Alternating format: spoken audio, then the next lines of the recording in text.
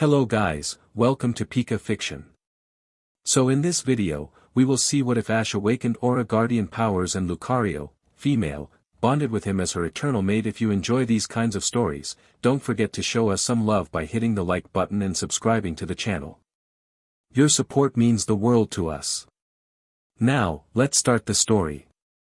Chapter 1, The Unspoken Echo. The air on Empty Silver was thin enough to burn, each breath a sharp reminder that this was a place not meant for men.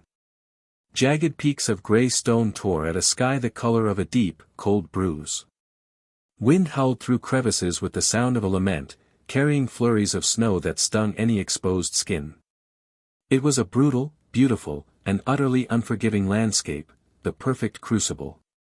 Ash Ketchum stood on a narrow, windswept plateau, his worn jacket zipped to his chin, the collar turned up against the biting cold. The boyish enthusiasm that had once defined him was still there, but it had been tempered, forged into a quiet, unshakable confidence that radiated from him like heat from a stone. His eyes, the color of warm amber, were fixed on the chaos unfolding before him. Infernape, Flare Blitz, left flank. Sceptile, cut him off, use the rocks. Ash's voice was calm, cutting through the gale with an authority that demanded obedience. Across the clearing, a blur of green and red shot between colossal, ice-slicked boulders. Sceptile, a living blade of grass and fury, moved with a fluid grace that defied the treacherous terrain. Leaf blades shot from his wrists, not aimed to hit, but to force his opponent into a corner. The target, a hulking shape of orange and black, was Charizard. He roared, a plume of fire melting the snow at his feet, and banked hard to the right, his massive wings carving the air. He flew directly into the path of Infernape, who had ignited into a comet of roaring blue-white flame. The impact was thunderous. The two fire types met in a maelstrom of power that sent a shockwave of superheated air across the plateau. They grappled, claw against claw, jaw against jaw, a deadlock of immense strength. Now, Pikachu! Ash commanded. From his perch on a high rock, a yellow blur became a thunderbolt. Pikachu! Pikachu, his body wreathed in crackling blue electricity, descended in a volt tackle aimed directly at the point where Charizard and Infernape were locked. It was a test of precision, trust, and timing. One misstep and he could injure his own teammates. Charizard, break and ascend. Infernape, dig. Ash called, a fraction of a second before impact. It was a symphony of perfect obedience. Charizard, with a guttural roar, shoved Infernape away and beat his wings, catching an updraft. In the same instant, Infernape's flaming crown vanished and he tunneled into the frozen earth. Pikachu's volt tackle slammed into empty air, his electrical charge harmlessly earthing into the ground where Infernape had just been. Charizard hovered 100 feet up, snorting smoke. Sceptile stood poised on a rock, arms crossed, leaf blades sheathed. A moment later, Infernape burst from the ground, shaking dirt and ice from his shoulders. The drill was over. Ash walked toward them, a faint smile on his face. Pikachu scrambled up his leg and onto his usual spot on his shoulder, nuzzling his cheek. Good work. Your timing is getting better, Charizard. You held the ascent until the last possible second.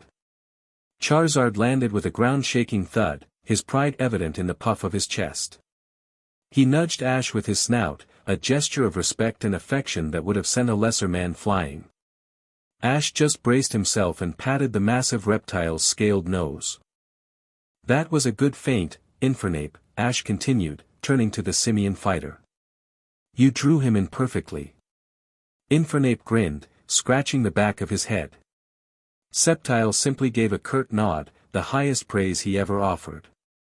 This was their life now. After countless leagues, championships, and world-threatening crises, Ash had realized that the path to true mastery wasn't about collecting more badges. It was about deepening the connection he already had, pushing the limits of the family he had forged. Empty Silver was their training ground, a place where only the strongest could survive, let alone thrive. His other Pokémon, including his regional powerhouses, were resting in a sheltered cave carved out by his crocodile, safe from the worst of the elements. This elite team was his vanguard.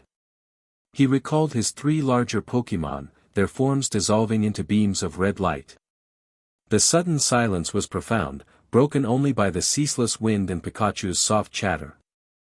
"Just us for a bit, pal," Ash said, stroking Pikachu's head. "Let's head back. I think Bulbasaur's got some stew going." Pikachu agreed enthusiastically. They started the trek back toward the cave, a journey of half a mile across treacherous, broken ground. The sky had grown darker, the clouds hanging low and heavy, pregnant with a coming storm. A strange stillness settled over the mountain, the kind that precedes something violent. Even the wind seemed to hold its breath. Then the world shook. It was not a tremor, but a deep, guttural lurch, as if the mountain itself had groaned in its sleep. The ground beneath Ash's feet buckled. A sound like grinding continents echoed from the peaks above, and a web of cracks raced across the glacier high on the mountain's face. "Pikachu, hold on!" Ash yelled, dropping into a low crouch as he struggled to keep his footing. The groan became a deafening roar. High above, a colossal sheet of ice and rock peeled away from the mountain's sheer cliff. It wasn't a rockslide, it was an avalanche, a cascading wall of white death and gray stone that plunged down the slope with terrifying speed. "Run!" There was no thought, only instinct. Ash sprinted, his boots slipping on the shifting ground. The air filled with the smell of shattered rock and ancient ice. The roar was all-consuming, a physical force that vibrated through his bones. He vaulted over a fissure that split the ground before him, Pikachu clinging desperately to his shoulder. A boulder the size of a Snorlax slammed into the plateau just ahead, shattering and spraying them with razor-sharp shrapnel. One piece caught Ash in the side, tearing through his jacket and eliciting a sharp cry of pain. He stumbled, but his momentum carried him forward. The path back to the cave was gone, consumed by the tide of destruction. He veered right, toward a cluster of rock spires that might offer some meager shelter. The ground pitched again, and he lost his footing. He and Pikachu went down, tumbling in a painful slide of ice and gravel. They came to a stop in a small, enclosed basin, shielded from the main flow of the avalanche by a towering buttress of granite. For a few moments, the world was nothing but noise and vibration. The roar of the avalanche passed over them like a tidal wave, the ground shuddering under the immense weight of it all. Then, as quickly as it began, the loudest of the noise receded, leaving behind a ringing silence and the faint, distant crackle of settling debris. Ash pushed himself up, his body a map of fresh aches and bruises. His side throbbed where the rock had hit him. "Pikachu, you okay?" The little mouse was shaken, covered in dust, but seemed unharmed. He shook himself, sending a shower of pebbles to the ground, and scampered back onto Ash's shoulder, his ears flat with anxiety. Ash surveyed their new prison. The avalanche had completely reshaped the landscape. They were trapped in a deep bowl of rock and newly piled snow, the way out blocked by a mountain of impassable debris. A thick cloud of dust and snow powder hung in the air, visibility reduced to a few feet. A low growl echoed through the dust-choked basin. Ash froze. It wasn't the sound of a wild Pokémon defending its territory. It was a guttural, wet, and utterly hateful sound. Pikachu's cheeks sparked, a low hum of warning in his throat. A shape began to resolve itself in the swirling dust. It was huge, bipedal, its silhouette unmistakable. A Tyranitar. But something was terribly wrong. As it stepped closer, its features became clear, and a cold dread settled in Ash's stomach. Its dark green armor-like hide was marred with ugly, pulsating veins of a sickly violet. Its movements were jerky, unnatural, its head twitching at odd angles. But the worst part was its eyes. They weren't the fiery, proud eyes of a pseudo-legendary. They were hollow sockets filled with a flat, lifeless violet glow, like dying embers. There was no thought behind them, no soul. Only a ravenous, all-consuming rage. This wasn't a wild Pokémon. It was a puppet. "Stay back," Ash said, his voice low and steady. He took a half-step back, putting himself between the creature and Pikachu. He could feel the wrongness of it, a cold, empty static that seemed to leach the warmth from the air. The Tyranitar didn't respond to his voice. It just let out another of those horrid, rattling growls and charged. It moved with a speed that belied its size, a juggernaut of mindless destruction. "Pikachu, Thunderbolt!" Pikachu leaped from his shoulder, unleashing a massive bolt of lightning that illuminated the entire basin. The electricity slammed into the Tyranitar's chest. For any normal Tyranitar, a ground/rock type, the attack should have been negligible. But this creature roared in what sounded like pain, staggering back a step. The violet light in its eyes flared violently. It was as if the electricity was reacting with whatever foul energy was animating it. It recovered in an instant, its rage magnified. It swung a massive claw, not with any technique, but with brute, overwhelming force. Ash and Pikachu dove in opposite directions. The claw smashed into the rock wall where they had just been, sending spiderwebs of cracks through the solid stone. "It's faster than it should be," Ash muttered, his mind racing. This wasn't a battle of type advantages. This was something else entirely. "Pikachu, quick attack, aim for its legs. Keep moving." Pikachu became a streak of yellow, darting in and out, a living distraction. He slammed into the Tyranitar's knee, then its ankle, trying to throw it off balance. The creature swiped and stomped, its movements clumsy but devastatingly powerful. The entire basin became a death trap, with Pikachu dodging blows that could pulverize him in an instant. "Iron Tail!" Ash commanded, seeing an opening as the Tyranitar overextended on a swing. Pikachu's tail began to glow, hardening into a metallic sheen. He flipped through the air, bringing the shimmering appendage down in a powerful arc. The iron tail connected squarely with the side of the Tyranitar's head. The sound was like a hammer striking an anvil. The Tyranitar was thrown sideways, crashing into the rock wall. It lay still for a moment. Ash's heart leaped with hope.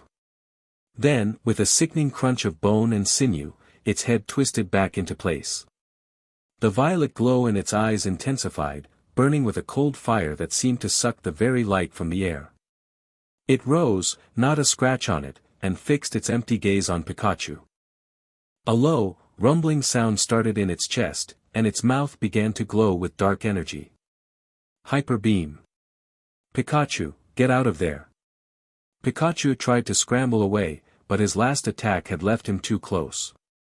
The Tyranitar lunged, not firing the beam, but moving with that terrifying, unnatural speed. It didn't bite or slash. It slammed its body into Pikachu, pinning the small Pokémon against the rock wall with its immense weight. "Pika!" Pikachu cried out, a genuine shriek of pain.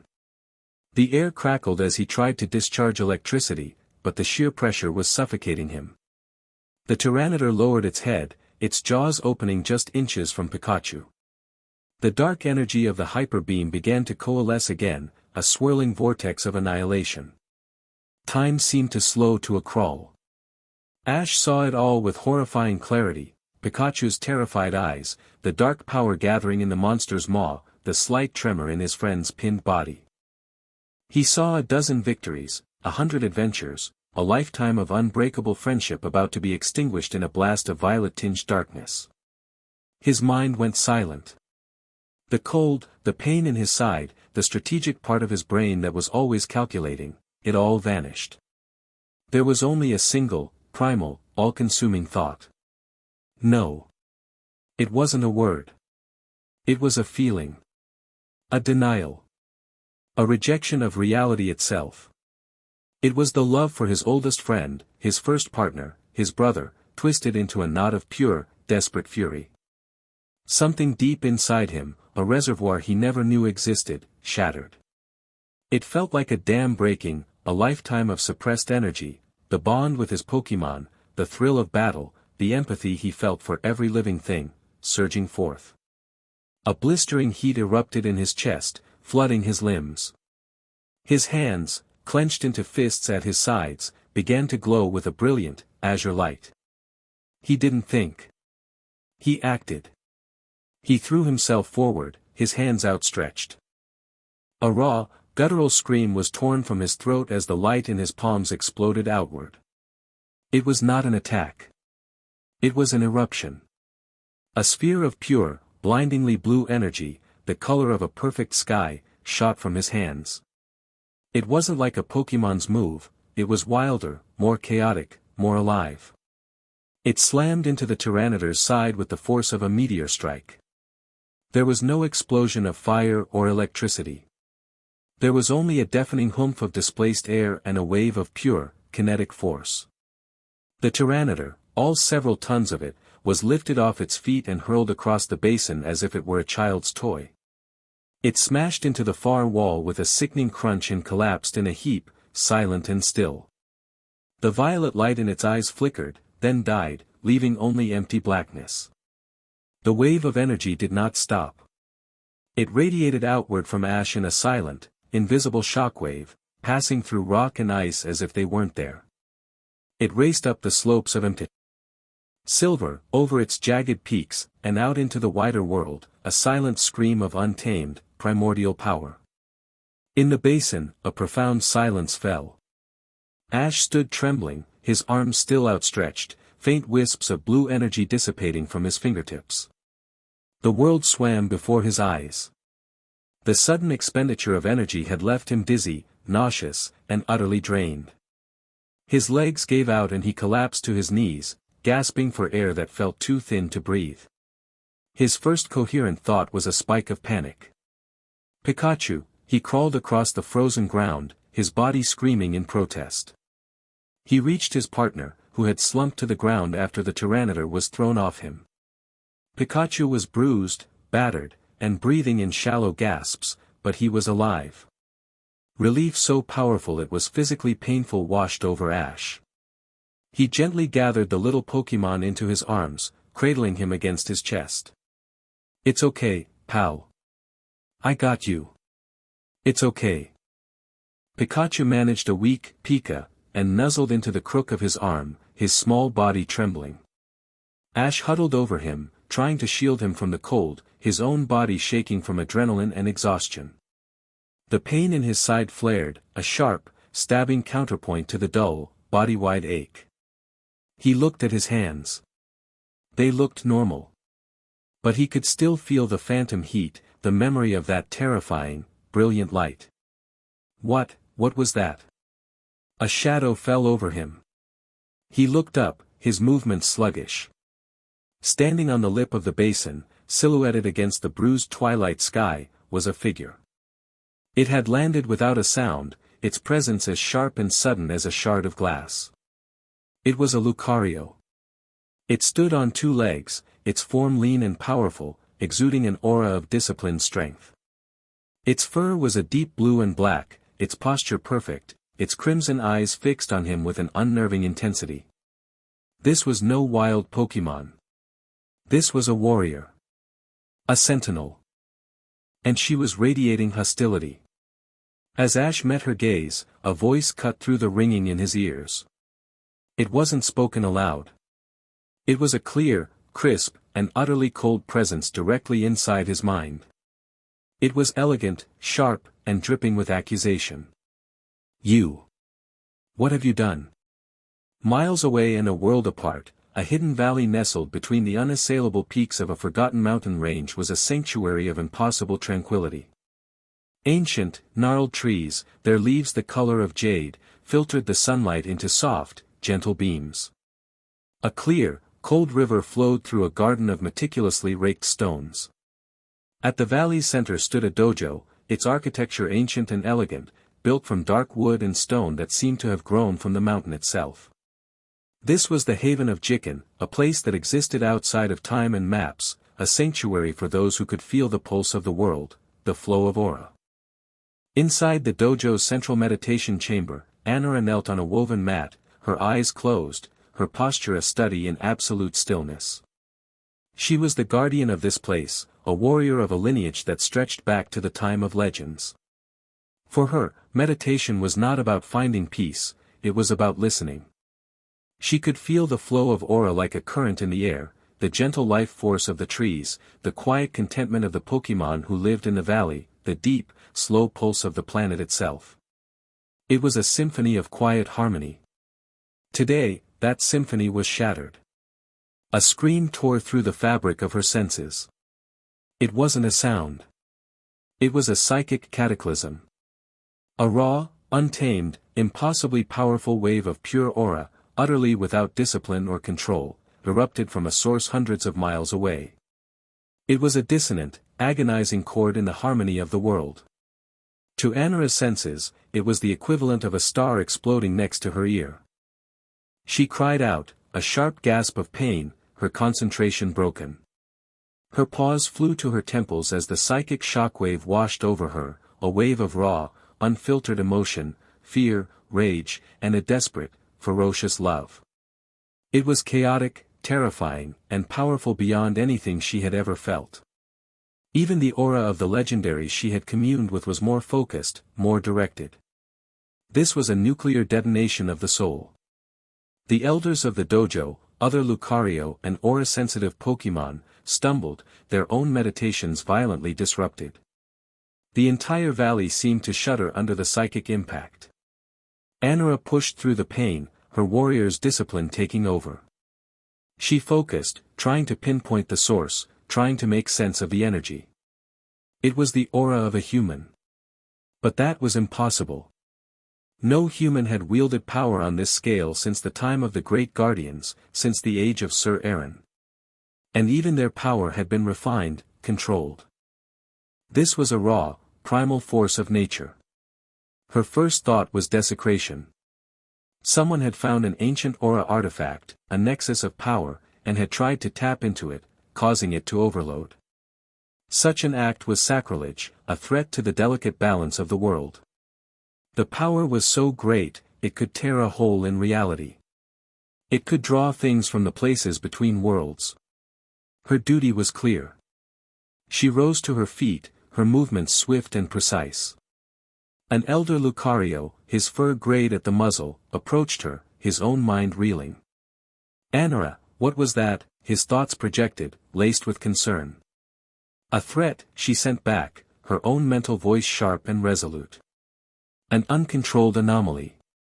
Power of this magnitude cannot be left unchecked. I will find the source, be careful.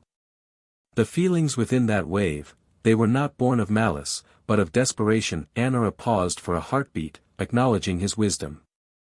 She had felt it too. But desperation was its own kind of danger. A desperate man with the power to level a mountain was a catastrophe waiting to happen. She bowed curtly to the elder and then strode from the dojo. She moved through the tranquil valley, a blue and black shadow of purpose. Reaching the edge of a high cliff that overlooked the swirling mists covering the world below, she closed her eyes one last time. She reached out with her senses, following the fading echo of that terrible, beautiful scream of power. She found it. A single, bright point of light on the psychic map of the world. Empty silver.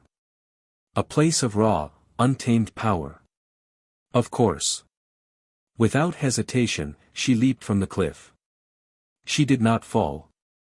She channeled her own aura, a controlled, shimmering blue field, to shape the air around her, to ride the wind currents. She shot through the clouds like an arrow, a guardian on a mission of grim purpose, her crimson eyes narrowed, her mind fixed on the source of the disturbance she was sworn to contain. Or, if necessary, to extinguish. Chapter 2, Resonance of Souls. The Lucario's telepathic voice was like a blade of ice sliding into Ash's mind, flawless, sharp, and utterly devoid of warmth. You. What have you done? Ash, still on his knees, instinctively tightened his hold on Pikachu. The small Pokemon stirred, letting out a weak murmur, and the protective gesture was all the answer Ash needed.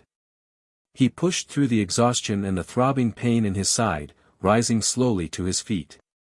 He was unsteady, but his spine was straight.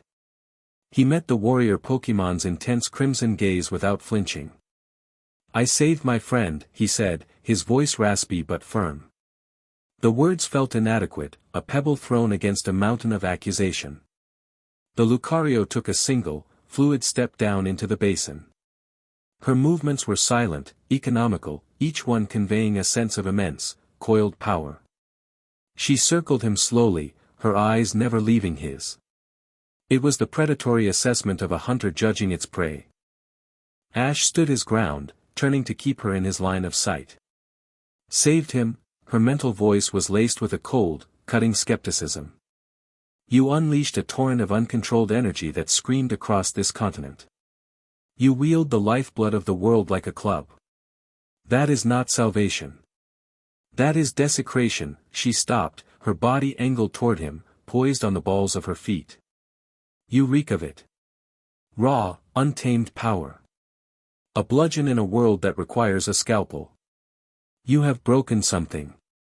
And I am here to contain the damage. A low growl rumbled in Pikachu's chest, and his cheeks sparked weakly. Ash placed a calming hand on his head. I don't know what you're talking about, he said, his patience beginning to fray. I did what I had to. Now, who are you?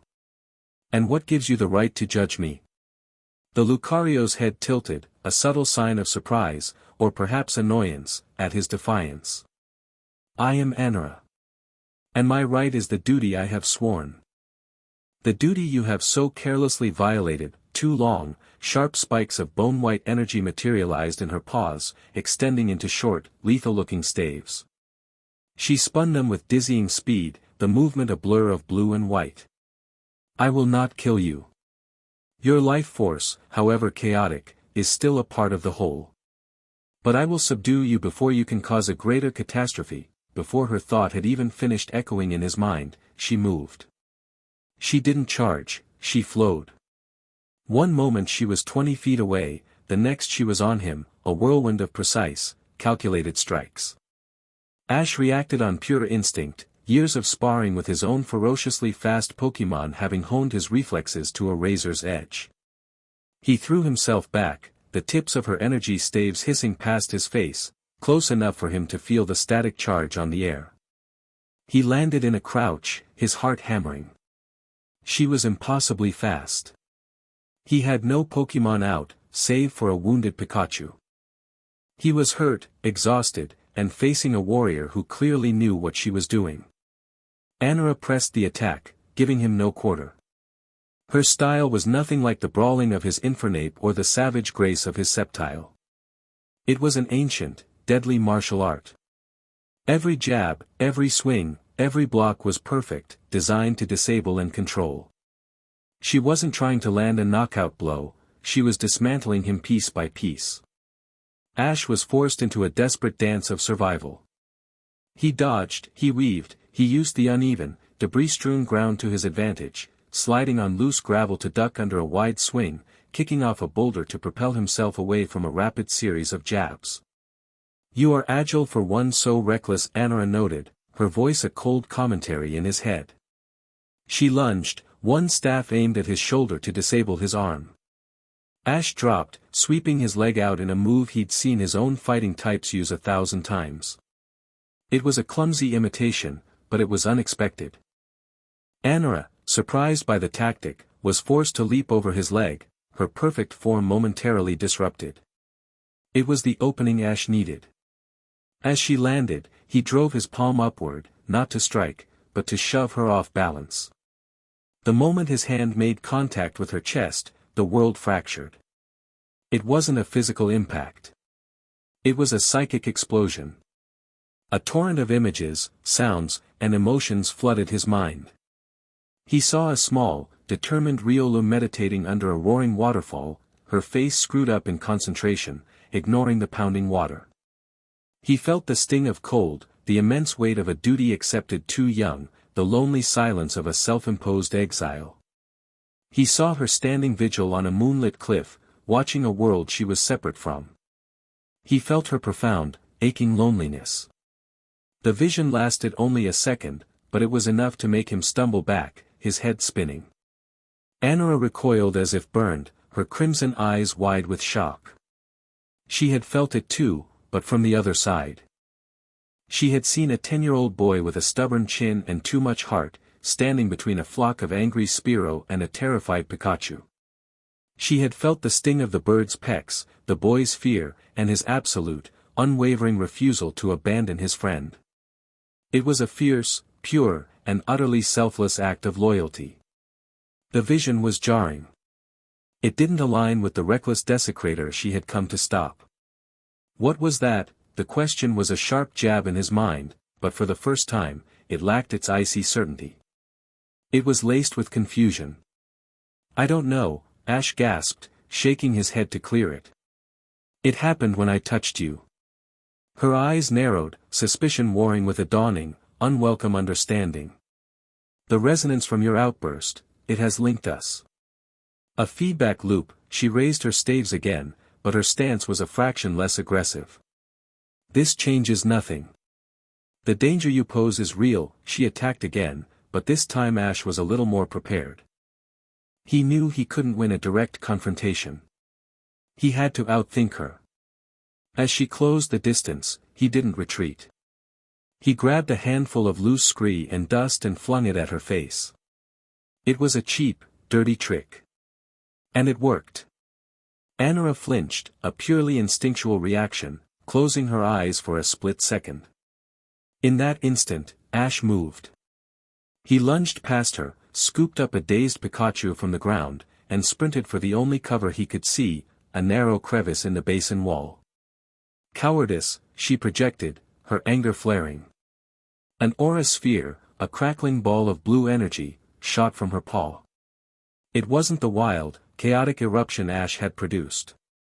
It was a small, dense, perfectly formed sphere of controlled power. It flew at him with the speed of a bullet. There was no time to dodge. Ash spun, putting his own body between the blast and the helpless Pikachu in his arms. He squeezed his eyes shut, bracing for the impact. He instinctively threw up his free hand, a primal urge to shield himself. And again, the power answered. A shimmering, translucent wall of blue energy flared into existence in front of his palm. It was warped, uneven, and flickered like a dying candle, but it was there. A shield. The aura sphere slammed into the makeshift barrier. The impact was immense. The sound was a deafening crack of energy against energy. Ash was thrown back, his boots skidding on the ice, but the shield held for a crucial second before shattering into 1,000 glittering shards of light.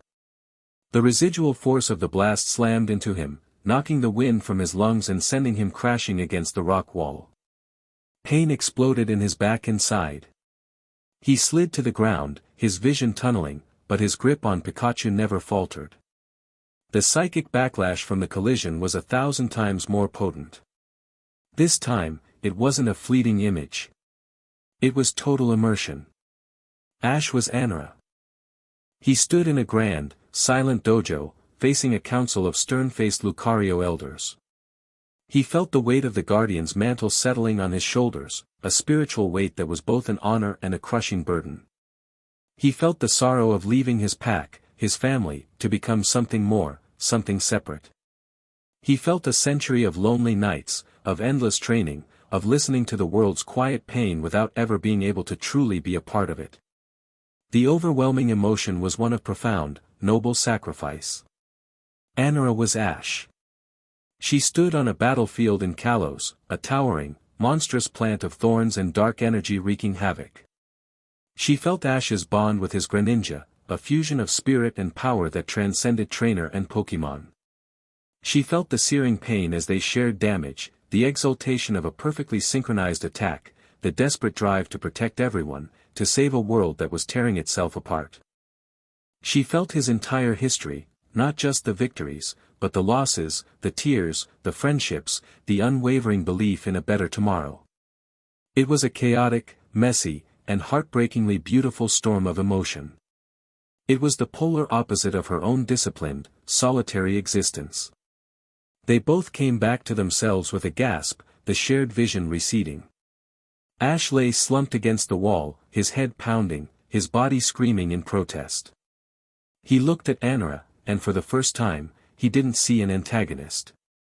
He saw a deeply lonely soul trapped by her own immense sense of duty. Anura stood frozen in the center of the basin, her energy staves gone, her paws trembling slightly. She stared at Ash, her crimson eyes wide with a turmoil of conflicting emotions. The boy was not a desecrator. He was not a thief of power. He was a conduit. A natural. And his heart was purer, more fiercely loyal than any she had ever encountered. The raw power she had sensed was not born of ambition, but of a love so profound it could shake the foundations of the world. The hostility between them had evaporated, replaced by a heavy, confused silence. The duel was over. It was a silence that was brutally broken. A chilling howl echoed from the ridges above, cutting through the thin mountain air. It wasn't the cry of a single Pokémon.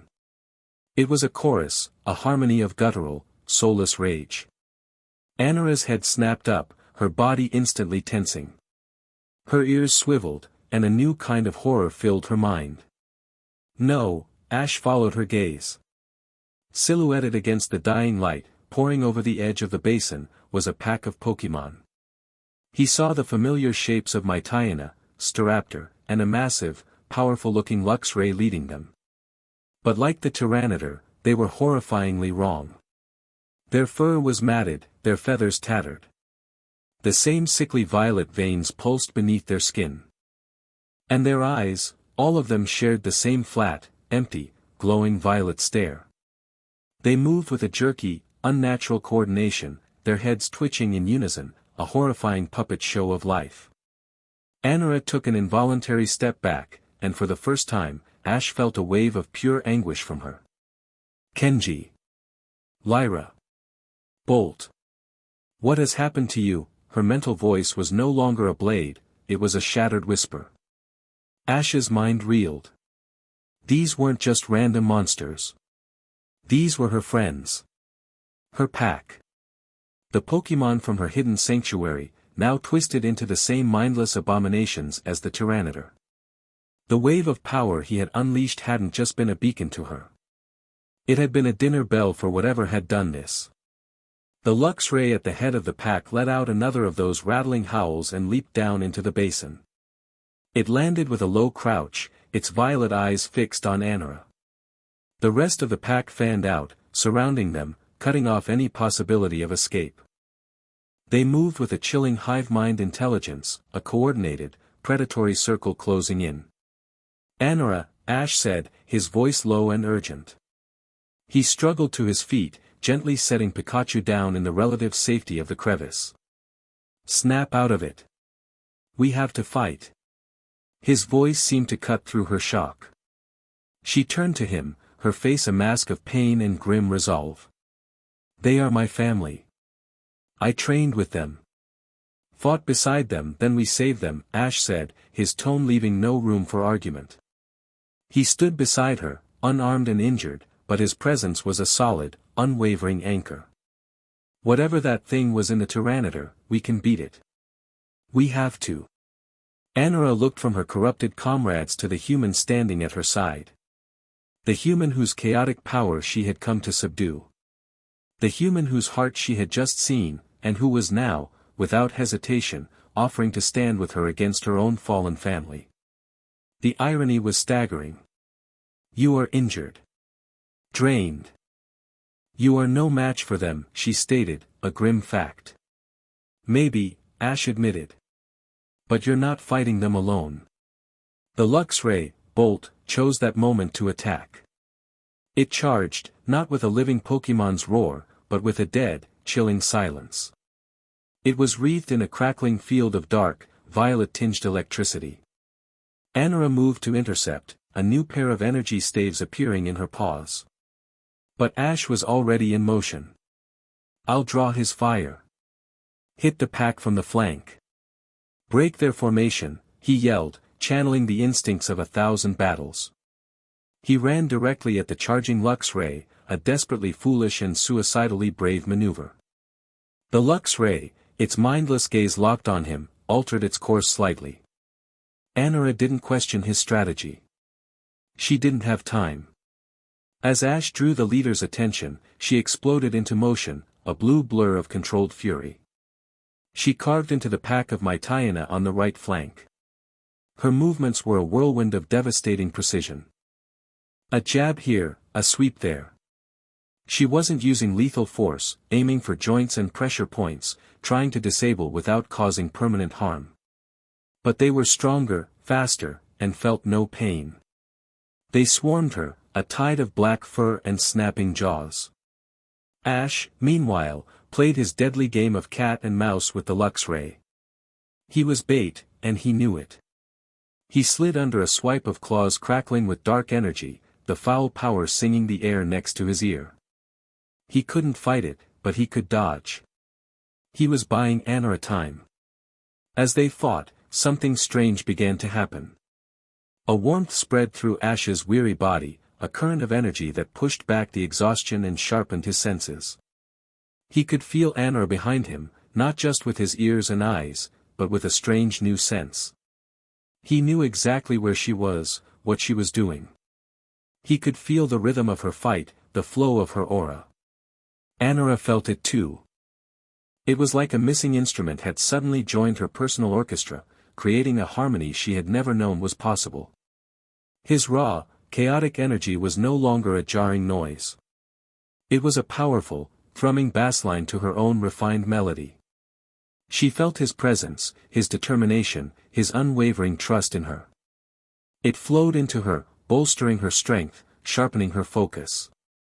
A Mytiana broke from her flank, lunging for Ash's unprotected back. "Ash, behind you," she projected, spinning to help. But he was already moving. He dropped to one knee without looking, and the Mytiana flew over his head, straight into the path of Anara's spinning staff. The blow sent the corrupted Pokémon tumbling away. They hadn't spoken, hadn't planned it. He had just known. Their auras were beginning to sync, to resonate. It was no longer a violent, forced connection, but a voluntary, symbiotic loop. His raw power flowed into her, and her refined control flowed back into him, granting him an instinctive understanding of the energy now bubbling just beneath his skin. The Lux Ray, ignoring the fallen Mytiana, reared up, its maw glowing with the same violet-tinged power as the Tyranitar. "Anara, now!" Ash yelled. He shoved his hands forward, just as he had before. This time, it wasn't a blind scream of power. Guided by the echo of Anara's control in his mind, he felt the energy coalesce. A sphere of blue light, larger and more stable than her aura sphere but still wilder, formed between his palms. At the exact same moment, Anara leaped onto a high boulder, her own paws glowing. She thrust them forward, unleashing a focused beam of her own brilliant blue aura. The two attacks shot across the basin. But they didn't strike separately. Mid-flight, they converged. Ash's wild sphere and Anara's focused beam twisted together, braiding into a single, shimmering wave of golden blue energy. It was a perfect fusion of raw power and refined skill. A resonant wave. The wave struck the Lux Ray just as it unleashed its dark blast. There was no contest. The resonant wave didn't just counter the dark energy, it consumed it, erased it. It washed over the Lux Ray in a tide of brilliant, purifying light. The creature ceased, a horrible, guttural cry tearing from its throat, the first real sound it had made. The violet veins on its hide receded like ink in water. The unholy light in its eyes flickered and died. It collapsed in a heap, its body smoking slightly, but its fur was its own color again. It was just a Lux Ray, unconscious but cleansed. The effect rippled through the rest of the pack. As the Lux Ray was their anchor, their link to the corrupting force was severed. One by one, the Mytiana and Staraptor shuddered and fell, the violet glow fading from their eyes, leaving them scattered across the basin floor like discarded toys. Silence returned, profound and heavy. Ash stood breathing heavily, his hands still tingling with phantom energy. The warmth of the connection faded, leaving him aware once more of his exhaustion and the screaming ache in his body. He swayed, and might have fallen, but a blue-furred hand gently steadied his shoulder. He looked up at Anora. She stood beside him, her crimson eyes fixed on him. The shock, the confusion, the awe, it was all there, swirling in their depths. Her mental voice, when it came, was soft, stripped of all its former armor. "It is not possible," she whispered in his mind. The legend spoke of it, but it was thought to be a myth. A metaphor. Ash leaned against the rock wall, sliding down to a sitting position. He finally allowed himself to check on Pikachu, who was now conscious and crawling weakly into his lap. "What's not possible?" he asked, his voice strained. He stroked Pikachu's fur, the familiar act a small comfort in a world that had gone completely insane. "What was that glow? Anne, are your friends?" Anora knelt, placing a gentle paw on the chest of the unconscious Luxray. She closed her eyes, sensing its life force. "He lives. His spirit is scarred, bruised, but it is his own again. Your aura, our aura, when combined, it does not destroy. It purifies the corruption." She looked back at Ash, a deep and unsettling truth dawning in her eyes. This bond. This perfect harmony of two distinct auras. It is called a soul resonance. Ash frowned, the term meaning nothing to him. A soul resonance? What's that supposed to mean? Anora hesitated, the weight of her next words immense. It means our life force, our very spirit, is intrinsically linked. We are two halves of a single whole, resonating on a frequency that strengthens both.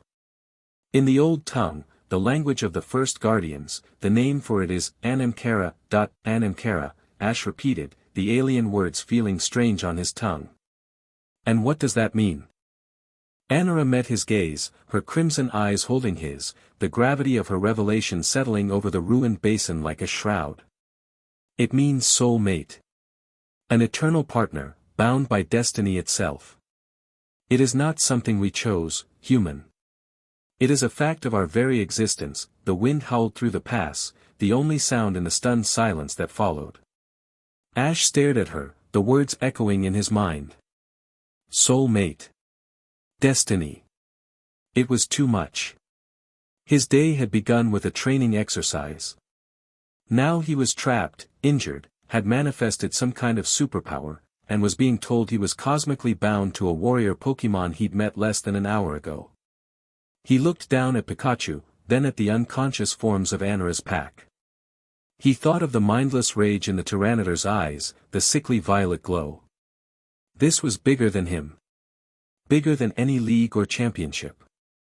He finally looked back up at Anora, his expression cleared of confusion, replaced by a familiar, stubborn resolve. "Okay," he said, the single word cutting through the mystical jargon. "So where does this corruption come from? You know them. This isn't normal." Anora was taken aback by his pragmatism. He had just been told his destiny was rewritten, and his first question was about the mission. Perhaps the visions had been right about him after all. "I do not know," she admitted, her voice regaining a fraction of its strength. "It is an energy of emptiness, of nothingness. It feels wrong. Ancient. The outburst of your aura must have drawn them here. My home, the haven, is no longer safe. I must find the source." Ash nodded slowly, his mind made up. His old life, his simple goal of being the best trainer, felt like a distant memory from another lifetime. His path had irrevocably changed. He looked at Anora, not as a mystical partner or a fated mate, but as a fellow warrior facing a common, terrifying enemy. "Then we find out who's doing this," he said, his voice quiet but absolute. "And we stop them. Together." Anora held his gaze. In his amber eyes, she saw no fear, no hesitation. Only the same unwavering determination she had witnessed in the visions. The same heart that would throw itself in front of a lightning bolt for a friend. Her own heart, for the first time in a very long time, did not feel so alone. She gave a slow, solemn nod, a silent acceptance of their new, terrifying, and unbreakable alliance. The first rays of dawn were beginning to break over the jagged peaks of Silver, casting long shadows across the basin. The pale light illuminated the scene of their battle, the unconscious forms, and the two figures, one human, one Pokemon, bound by a power neither of them truly understood, ready to face a darkness that threatened to consume the world. Their journey had begun. Chapter 3, The Aegis Gambit. The roar of the Dragonite's wings was a welcome intrusion, a powerful, rhythmic beat that cut through the oppressive silence of the dawnlit basin. Ash looked up, shielding his eyes as the massive orange dragon descended, its landing stirring a vortex of snow and dust. Astride its back was a figure Ash knew well, Lance, champion of the Indigo League, his signature red hair a stark slash of color against the gray rock, his black cape billowing behind him. Lance dismounted with practiced ease, his eyes sweeping over the scene with the sharp, analytical gaze of a man accustomed to crisis. He took in the immense path of the avalanche, the cratered basin floor, the unconscious forms of a dozen Pokemon, and the still, broken body of the Tyranitar. Finally, his gaze settled on Ash, Pikachu, and the unknown Lucario standing vigil beside them. Ash, Lance's voice was grave, layered with concern. We detected a massive, unidentifiable energy spike originating from this location. We thought, well, we weren't sure what to think. Are you alright? We've been better, Ash replied, his voice still rough with exhaustion. He managed a weak, lopsided grin that didn't quite reach his eyes. You got here fast. When a blast of energy registers on seismographs halfway to Johto, you don't waste time, Lance said grimly. He took a step closer, his gaze falling on Anora.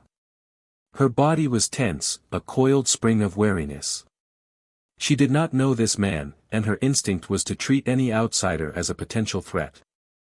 Lance, sensing her hostility, stopped and gave a slight, respectful nod. I don't believe we've met. He is a champion, Ash sent to her mentally, a simple fact intended to be reassuring. The seamless flow of thought between them was already starting to feel natural. He's on our side. Mostly, Anora's crimson eyes narrowed slightly at the addendum, but she relaxed her stance a fraction. His aura is strong. Disciplined. But it is clouded by duty.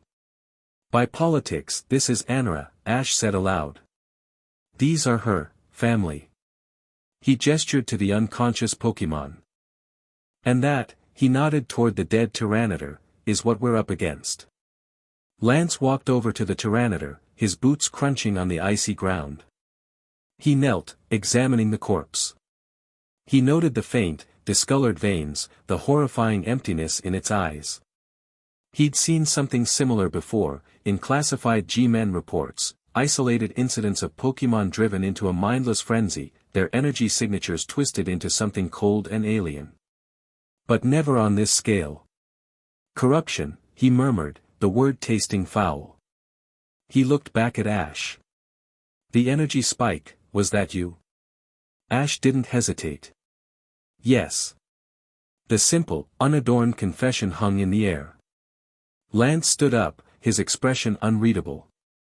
He had known Ash Ketchum for years, had watched him grow from a talented but reckless kid into a formidable trainer. But this was something else entirely.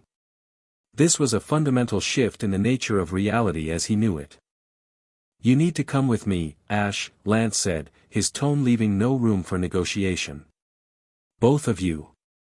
There's a meeting being convened at the Indigo Plateau. The other champions are already on their way. We need to understand what happened here. What this power is, and what this corruption is. Anora stepped forward, a low growl audible not in the air, but as a faint, warning vibration in Ash's mind. And my pack. We will not abandon them. My people can help, Lance offered, understanding her unspoken demand. We can arrange for safe, shielded transport for your friends. They will be returned to wherever you direct us, discreetly. No questions asked. He was making a concession, a political offering to build trust. Anora considered it, then looked to Ash. He gave a subtle nod. It was the best they could hope for. They couldn't fight this new war while trying to carry a dozen unconscious Pokemon across the mountains. Acceptable, she projected, her mental voice directed at Lance. The champion flinched slightly, unused to direct telepathic communication of such clarity. He looked from her to Ash and back again, a dawning understanding of their connection on his face. "Right," Lance said, recovering quickly. "Then it's settled. Dragonite will take us. The sooner we get to the plateau, the better." The journey was a blur. Cradling Pikachu, who had fallen into a deep, healing sleep, Ash flew flanked by Anara, who kept pace with Dragonite effortlessly, her body shrouded in a shimmering field of her own aura.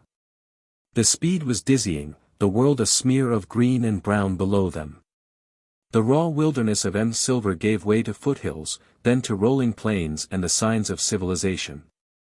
The scale of the world felt different from this height, and Ash felt a profound sense of dislocation, as if he were seeing it for the first time. He was no longer just a part of it, he was now something that could fundamentally affect it, a weight on the scales of fate. And that thought was more terrifying than any battle he had ever fought. The Indigo Plateau had never looked so intimidating. The Grand Stadium, where he had once fought for his first league championship, seemed small compared to the imposing, obsidian black tower at the heart of the complex, the seat of the Pokémon League's governance.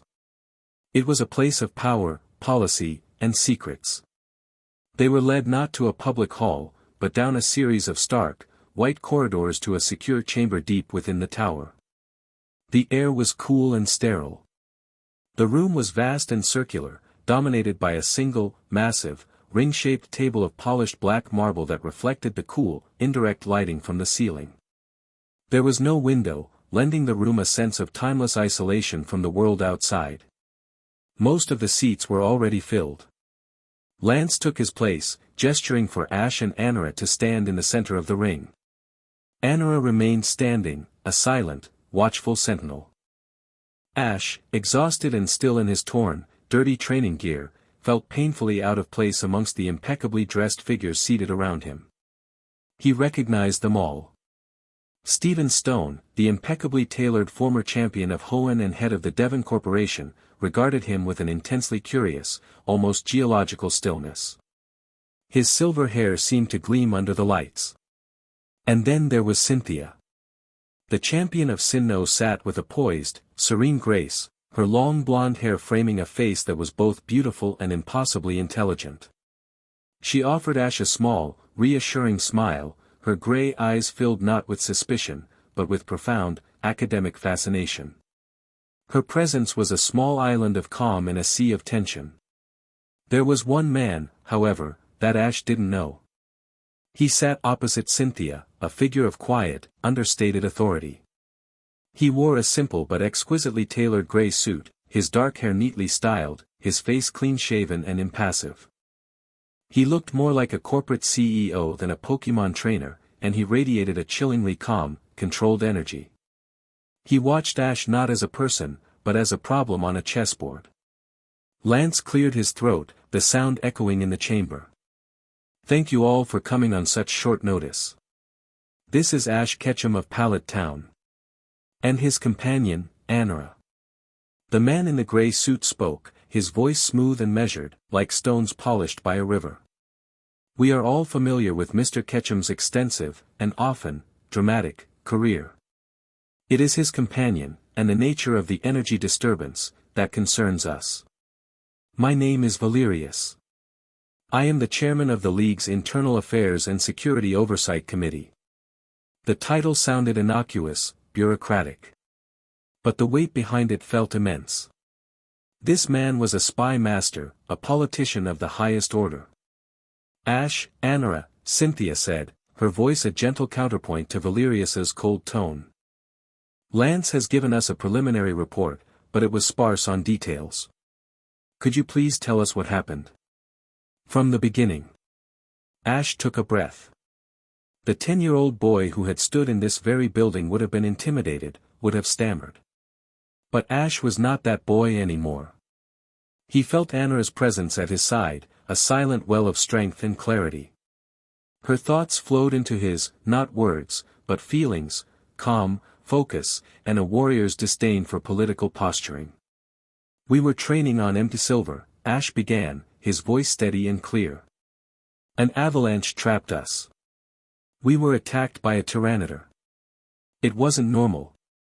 It was being controlled by something, some kind of dark energy. It was going to kill Pikachu. He paused, the memory a flash of cold dread. I stopped it. You stopped it, by unleashing an aura pulse of unprecedented magnitude, Valerius stated, his tone flat. It wasn't a question. A power no human has naturally wielded in over 1,000 years. A power we have no way to measure, predict, or control. He speaks of power as a disease to be cured. Anora sent to Ash, her distaste palpable. That power saved my friend, Ash countered, his gaze locking with Valerius's. And when Anora's pack, corrupted by the same energy, attacked us, that power, combined with hers, cleansed them. It didn't harm them. It saved them. Cynthia leaned forward, her fascination clear. Combined with hers. Anora, the report mentioned you are a Lucario from a hidden sanctuary. Can you elaborate on this corruption? Have you seen it before? Anora focused, and her voice, clear and precise, echoed in the minds of everyone in the room.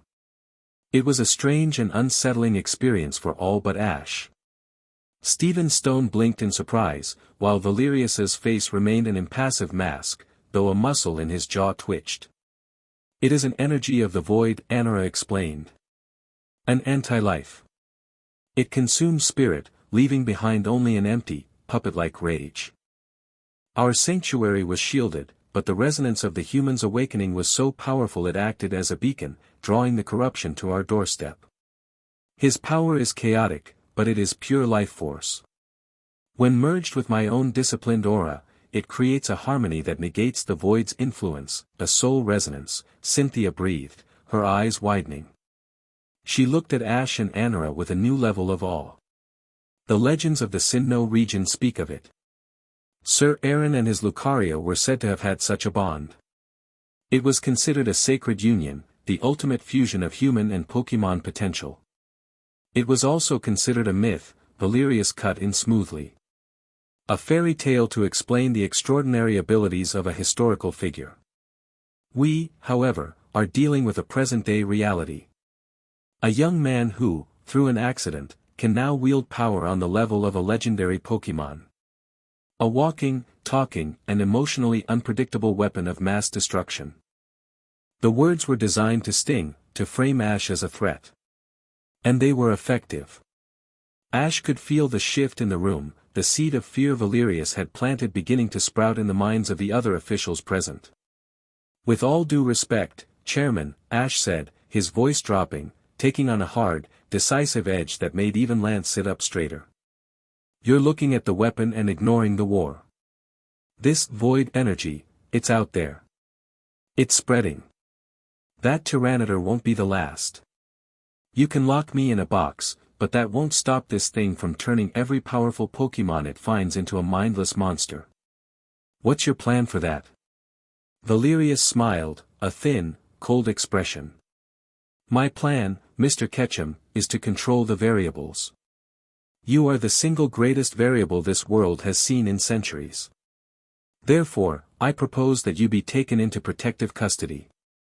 You will be housed at a secure Aegis Division facility, where we can study your abilities, help you learn to control them, and ensure that your outbursts do not endanger the public. The room fell silent. It was a perfectly logical, perfectly reasonable, and perfectly terrifying proposition. It was a gilded cage. He seeks to make you a specimen. A tool. Anora's thought was a sharp spike of anger. Ash didn't even look at her. He kept his eyes locked on Valerius. He felt the aura bubbling inside him, not hot and chaotic like on the mountain, but a cool, steady river of power. He could feel the fear and suspicion in the room. He could feel Cynthia's empathy and Lance's conflict. And he could feel Valerius's cold, unyielding resolve. His new senses laid the entire political battlefield bare. He took a slow breath and let the power settle. His presence seemed to grow, to fill the space in the center of the ring. He was no longer a boy in dirty clothes, he was a force to be reckoned with. No, he said. The word was quiet, but it landed with the finality of a gavel. Valerius raised an eyebrow.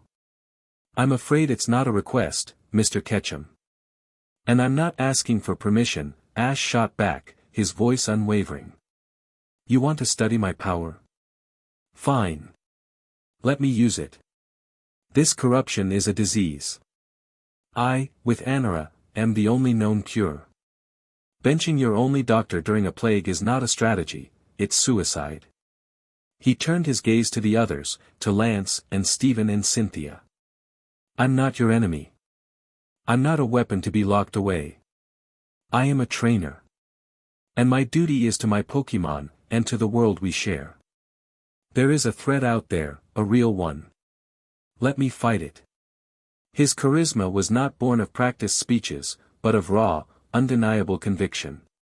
He stood before them, not as a defendant, but as a leader outlining a battle plan. Cynthia seized the opening.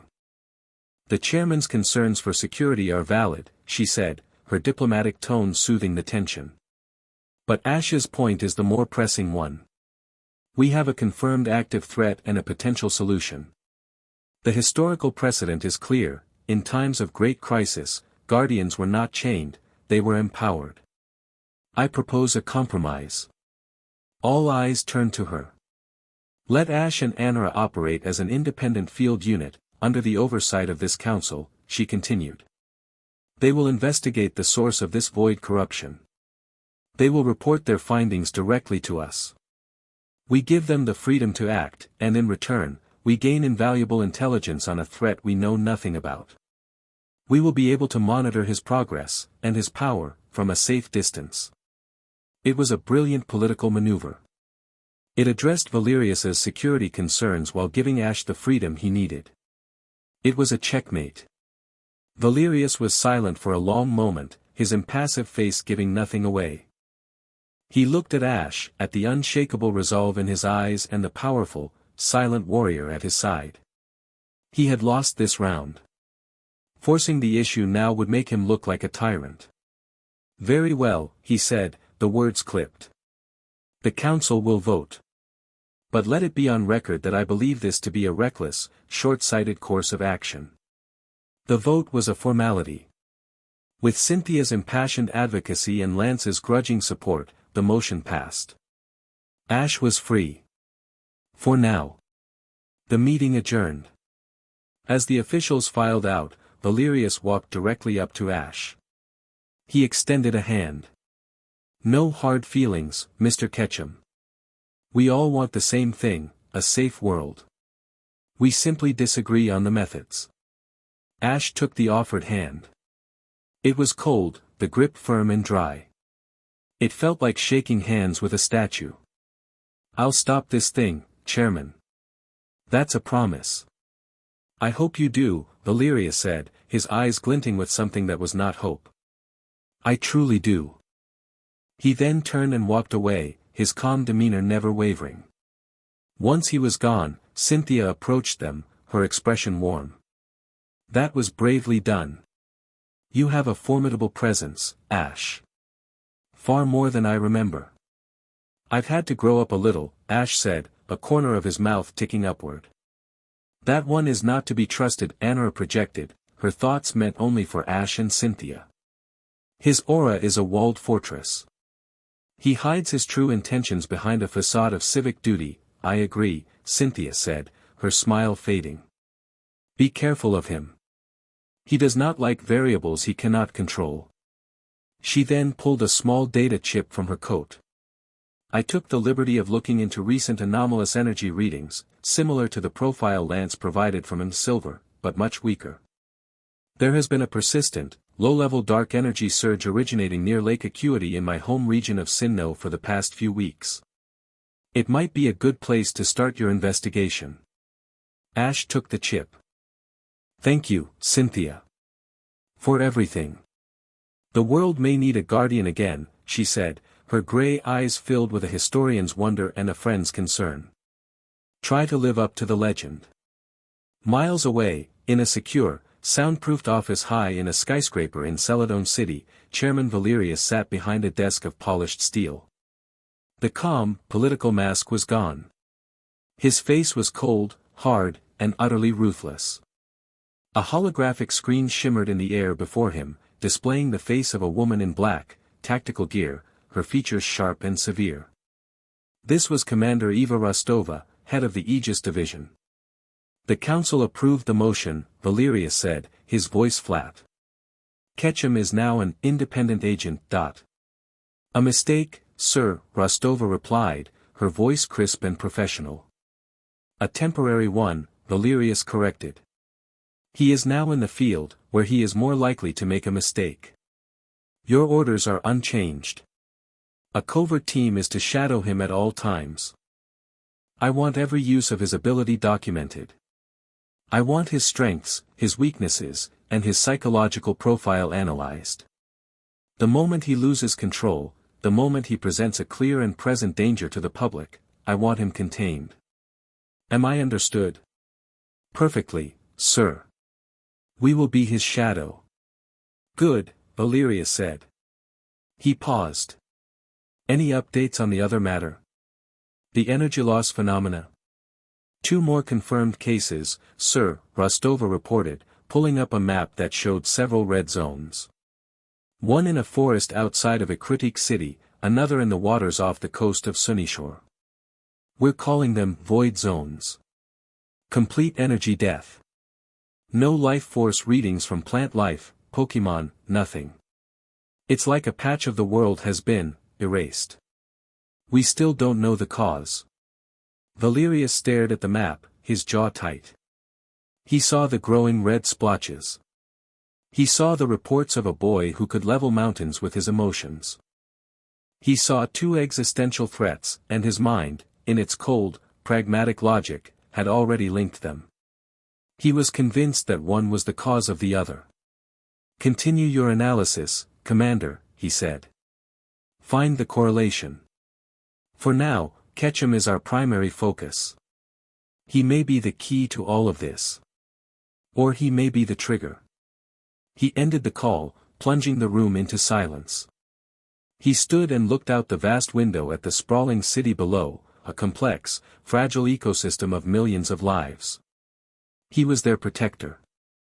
And he would protect them from the chaos of gods and monsters, and from the well-meaning folly of boys who had stumbled into powers they could never hope to control. No matter the cost. Meanwhile, back on the Indigo Plateau, Ash and Anara stepped out of the dark tower and into the bright, afternoon sun. The warmth felt good on Ash's skin. He rolled his shoulders, feeling the weight of the last 24 hours settle on him. They had won the political battle, but he knew, with a certainty that chilled him to the bone, that they had just started a war on a second front. He looked at Anara, at her proud, warrior's stance. He looked down at Pikachu, now awake and alert on his shoulder. They were free, but they were being hunted. And they were heading into a darkness far greater than either of them could imagine. Chapter 4, The Herald of Silence. The flight to Sinnoh was a testament to their new reality. Ash rode his Charizard, the familiar leathery warmth of the dragon's back a comforting anchor in a world turned upside down. Beside them, Anara flew, a being of pure grace and power. She didn't have wings, she simply willed herself through the air, her body encased in a thin, streamlined envelope of blue aura that cut through the wind, leaving a faint, shimmering trail in the sky. It was a beautiful, effortless display of the control that Ash so desperately lacked. Pikachu sat nestled between Charizard's neck spines, his ears flapping in the wind, his initial nervousness at Anara's aerial prowess having given way to curious admiration. Below them, the verdant tapestry of Kanto and Johto gave way to the vast, churning sea. The hours passed in a rhythmic beat of Charizard's wings and the quiet hum of Anara's aura. They spoke little, but the silence was not empty. Through the gentle thrum of their bond, Ash could feel her thoughts, not as words, but as impressions, her lingering sorrow for her corrupted pack, now recovering in their hidden sanctuary, her focused, warrior's resolve, and a burgeoning curiosity directed at him. He, in turn, projected his own feelings, a grim determination, a deep well of concern for the rival he was flying to meet, and a thread of anxiety about the power still buzzing under his skin. He had told her about Paul. About their bitter rivalry that had spanned an entire region, about the clash of their core philosophies, Ash's belief in trust and friendship versus Paul's ruthless pursuit of power. He'd told her about their final, epic battle at the Lily of the Valley conference, and the flicker of grudging respect they had finally found in defeat and victory. This Paul Anara's thoughts brushed against his, as clear as a spoken word. His obsession with power, it makes him vulnerable. If this void preys on ambition, he is a prime target. That's what I'm afraid of, Ash murmured, his voice nearly lost in the wind. Charizard rumbled in agreement, his loyalty absolute. But Paul's not evil. He's just, lost. I have to believe he can be reached. To reach a man, he must first have a soul left to be reached, she countered, her logic as sharp and cold as the mountain air they'd left behind. The void devours soul. Do not let your history with him cloud your judgment. If he has been turned, he is no longer your rival. He is a weapon pointed at the heart of the world. Her words were harsh, but they were true. Ash knew she was right. But the part of him that had refused to give up on his Chimchar, the very Infernape who now rested in his Pokeball, refused to give up on Paul. They made landfall on the northern coast of Sinnoh as dusk began to bleed across the sky, painting the snow-covered landscape in hues of orange and purple. The temperature plummeted. By the time they reached the outskirts of Snowpoint City, the world was a monochrome palette of white snow and black rock, illuminated by a cold, distant moon. The unnatural quiet hit them first. Snowpoint City, nestled in the heart of Sinnoh's coldest reaches, should have been alive with a hearty, boisterous energy. There should have been the glow of lights from warm homes, the laughter of children having snowball fights under the street lamps, the distant sounds of trainers battling in the city's famous gym. There was nothing. The streets were empty, blanketed in a pristine, undisturbed layer of snow. The windows of the houses were dark. Even the Pokémon Center, usually a beacon of light and warmth, was eerily dim, only a few emergency lights humming within. It was a ghost town. Ash recalled Charizard, the flash of red light seeming offensively loud in the profound silence. He landed softly on the snow, Pikachu immediately hopping to his shoulder, his body tense and his cheeks sparking nervously. "This isn't right," Ash whispered. Anara stood beside him, her head tilted, her senses extended. "The air is thick with it. The cold, it is not natural. It is an absence of warmth. An absence of energy. An absence of life." She closed her eyes. "The source is close. It feels like a wound in the world." This way, she led them through the deserted streets, a blue and black shadow moving with silent purpose. They didn't need a map. They followed the cold. It was a palpable thing, a spiritual chill that seeped into their bones, far worse than the frigid air. It was the feeling of utter loneliness, of finality. The trail led them out of the city, towards the vast, frozen expanse of Lake Acuity. The quiet here was even deeper, broken only by the crunch of their own footsteps in the snow. The great lake was a sheet of black ice under the moonlight, reflecting the stars with a perfect, dead clarity. And on the far shore, standing amidst a grove of skeletal, frost-covered trees, was a point of deep, pulsating darkness. As they drew closer, the scene resolved itself. A figure stood with his back to them, his posture unnaturally rigid, a commander surveying his troops. Before him, two massive Pokémon, an Electivire and an Ursaring, moved through a series of brutal, silent attack patterns. They smashed trees into splinters, tore frozen chunks of earth from the ground, and unleashed bursts of power that dissipated silently into the cold air. There were no roars of exertion, no cries of battle. Just the whisper of immense, destructive force being applied with chilling efficiency. And, like all the others, their eyes glowed with that same, dead, violet light. Ash's heart sank. He would have known that silhouette anywhere.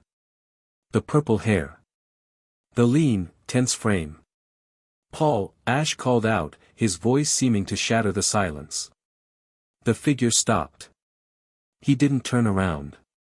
For a long moment, he simply stood motionless. Then, with a slow, mechanical pivot, he faced them. It was Paul, but it was a horrifying effigy of him. His face, usually a mask of arrogant fire and sharp intelligence, was blank. His eyes, once burning with ambition, were as empty and lifeless as the violet sockets of the monsters he commanded. There was no recognition in them, no flicker of their shared history. He was a statue carved from ice. In his gloved hand, he held a shard of rock. It was a piece of obsidian, no larger than his thumb, but it seemed to suck the very light from the air around it. It pulsed with a faint, nauseating violet glow, the same energy that infected his Pokémon, the same energy that Ash now recognized as the heart of the void. Paul's lips moved, but the voice that came out was not his own. It was a flat, toneless monosyllable, devoid of all human inflection. Irrelevant. Paul, what happened to you? Ash took a step forward, his hands open in a gesture of peace. What is that thing? Let us help you. Help. The word was spoken with a cold, detached curiosity, as if analyzing a foreign concept. Emotion. Friendship. Trust. They are impurities. Weaknesses. They create noise. Disorder. This, Paul held up the shard, offers perfection. Power in its purest form. Absolute. Unclouded by the chaos of feeling. Anura moved to stand shoulder to shoulder with Ash. He is gone, Ash. That is not Paul speaking. It is a puppet. The shard is the source. It is a splinter of the void, a conduit. Then we break the conduit, Ash said, his voice low and hard. His brief hope of a peaceful resolution died, replaced by a cold, grim purpose. He looked at the hollow shell of his rival. I'm sorry, Paul. This is going to hurt. Paul's expression didn't change. Pain is an emotion. I have evolved beyond it. He made a subtle, almost imperceptible gesture with the hand holding the shard. The Electivire and Ursaring stopped their training. In perfect, terrifying unison, they turned. Their violet eyes fixed on Ash and Anura. They didn't roar. They didn't posture. They just moved to attack. Anura, the Pokémon are yours. Ash commanded, their battlefield synergy already a given. I'll handle Paul. Handle me, the empty voice of Paul echoed. You are chaos. Disorder. You will be silenced. The battle erupted. Anura became a blur of motion, meeting the two corrupted behemoths head-on. A bone-rush staff of pure aura materialized in her paw, and she engaged the Ursaring, parrying a massive, violet-tinged hammer arm that cracked the frozen ground where she'd been a second before.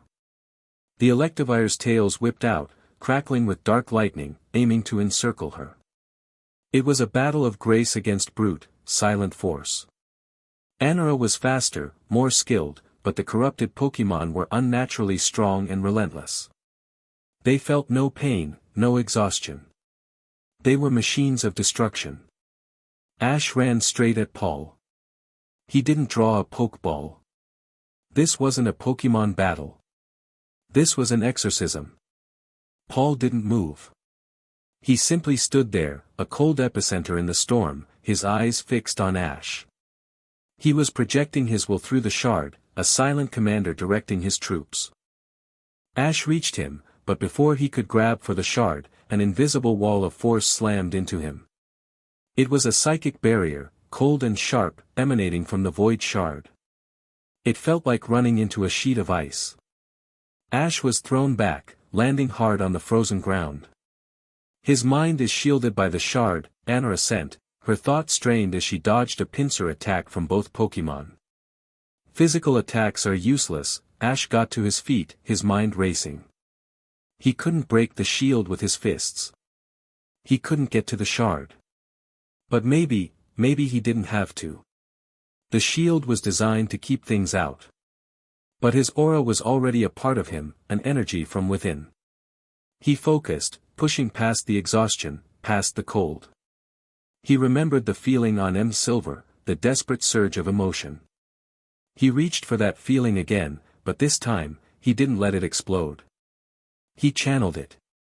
He closed his eyes and thought of their battle. The final round. Infernape versus Electivire. The roar of the crowd. The heat of the blaze ability activating. The fierce, burning passion in his own heart, and the mirrored fire he had seen, just for a second, in Paul's eyes when Infernape had won. He remembered the handshake, the quiet admission of respect. He focused all of it, the noise, the passion, the chaos, the life, into his aura. "You think emotion is a weakness, Paul?" Ash said, his eyes snapping open. They were glowing with a soft, amber light. "It's not. It's our greatest strength. And I'm going to make you remember that." He thrust his hands forward, not unleashing a blast, but a wave. A gentle, persistent wave of pure, memory-infused aura. It washed over Paul's cold shield. It didn't break it.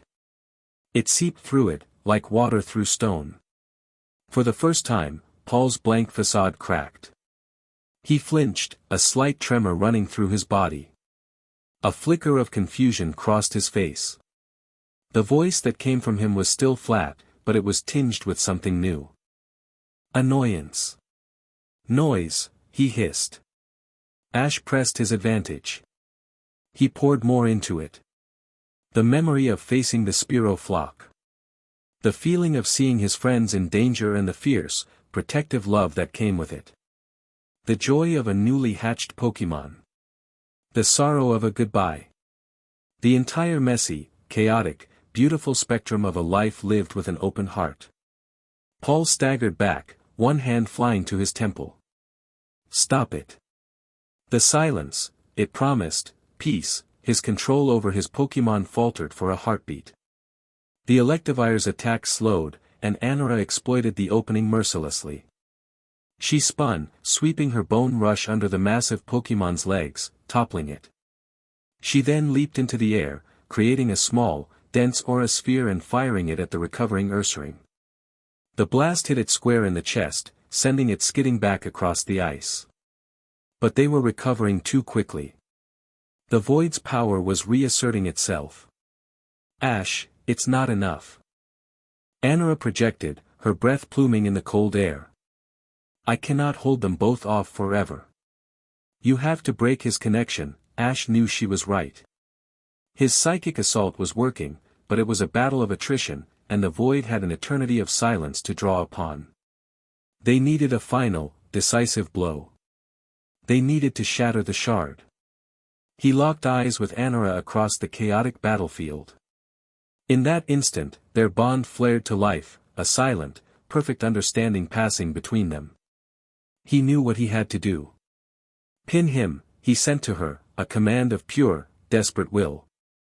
"I'll give you the opening." He let out a raw, primal yell, and dropped all pretense of subtlety.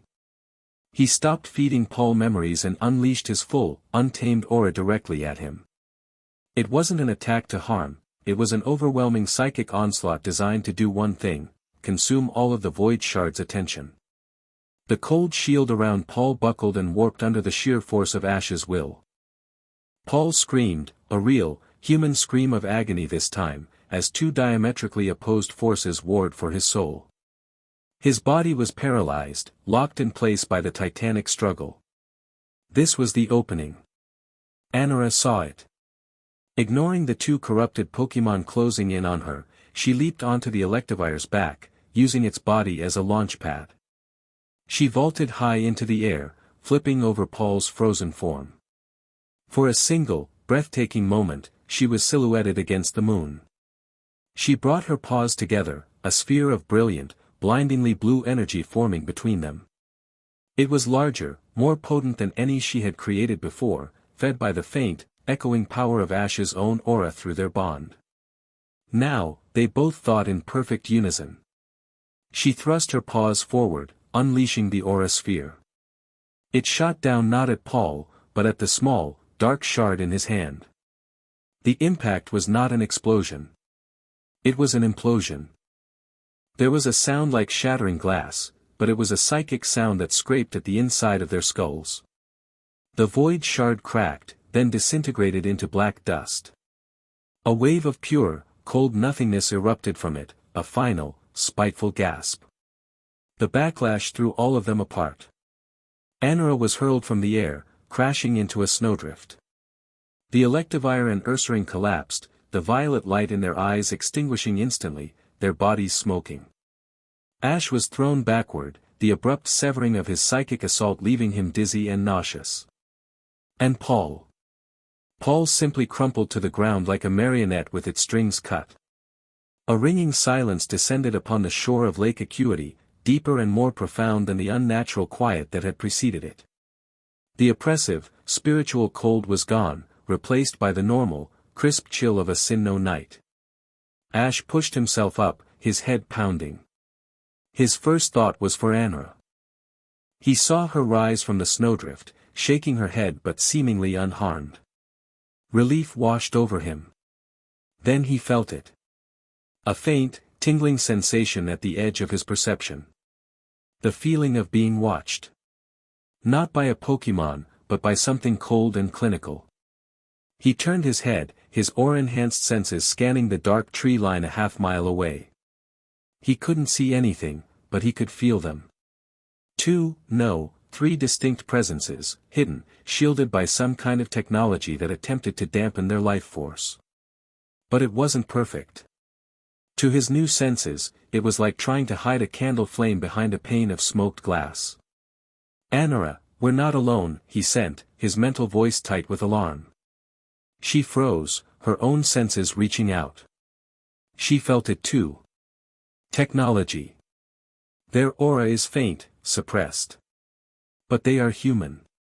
Who, Valerius, Ash thought, the name tasting like ash.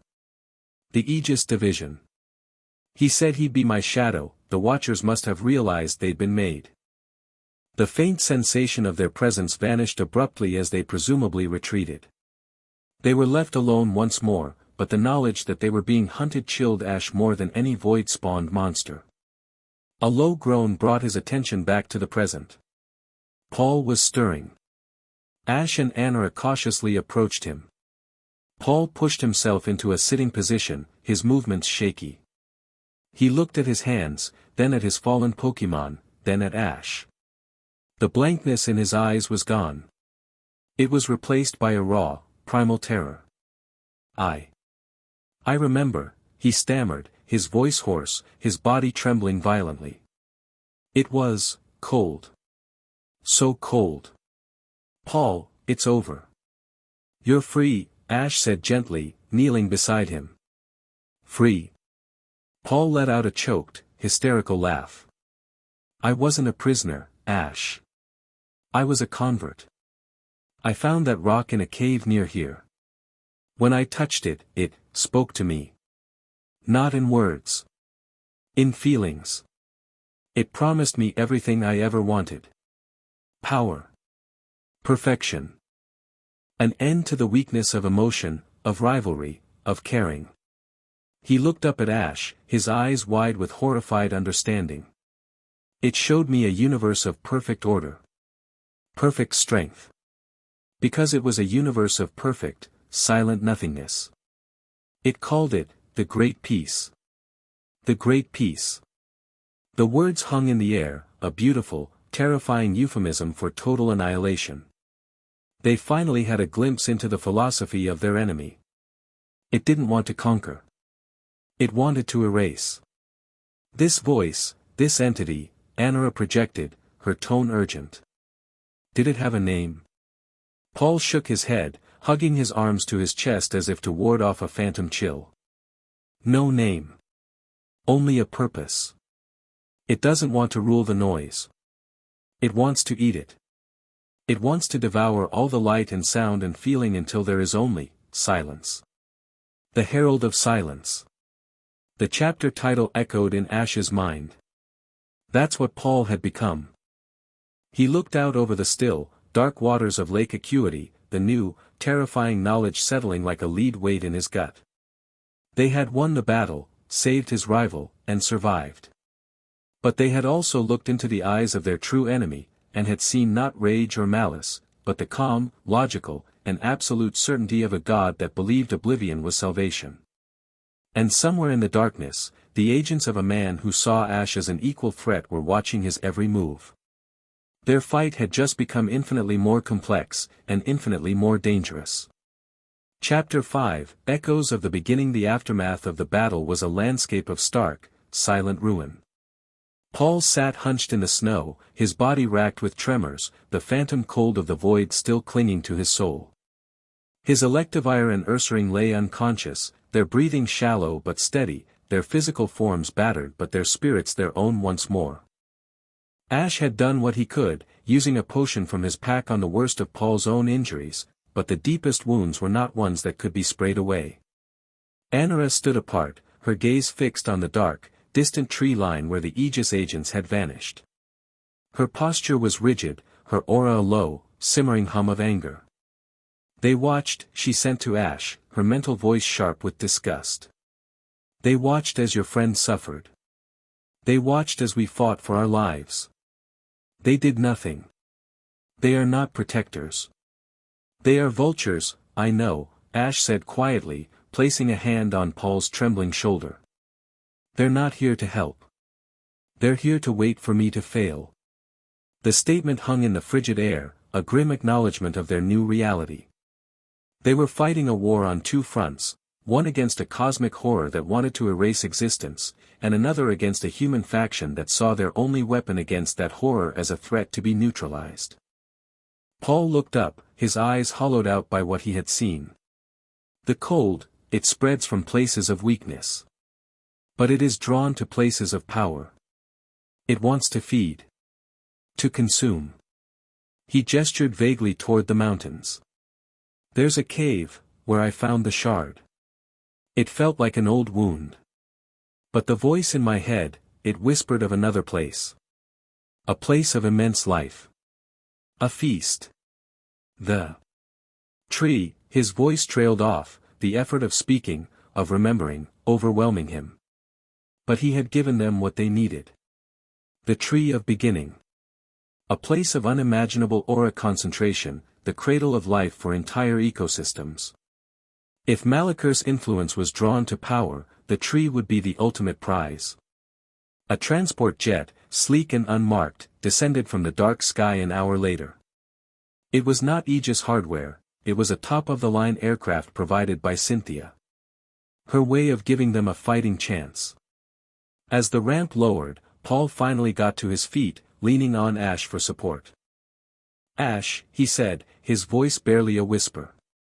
The things I did, the things I thought, under its influence, that wasn't you, Paul, Ash said firmly, meeting his gaze. But it was, Paul insisted, a new, terrifying clarity in his eyes. It didn't make me do anything I didn't already want. It just took my ambition, my desire for power, and stripped away everything else. It showed me a shortcut. That's the horror of it. It doesn't possess you. It convinces you.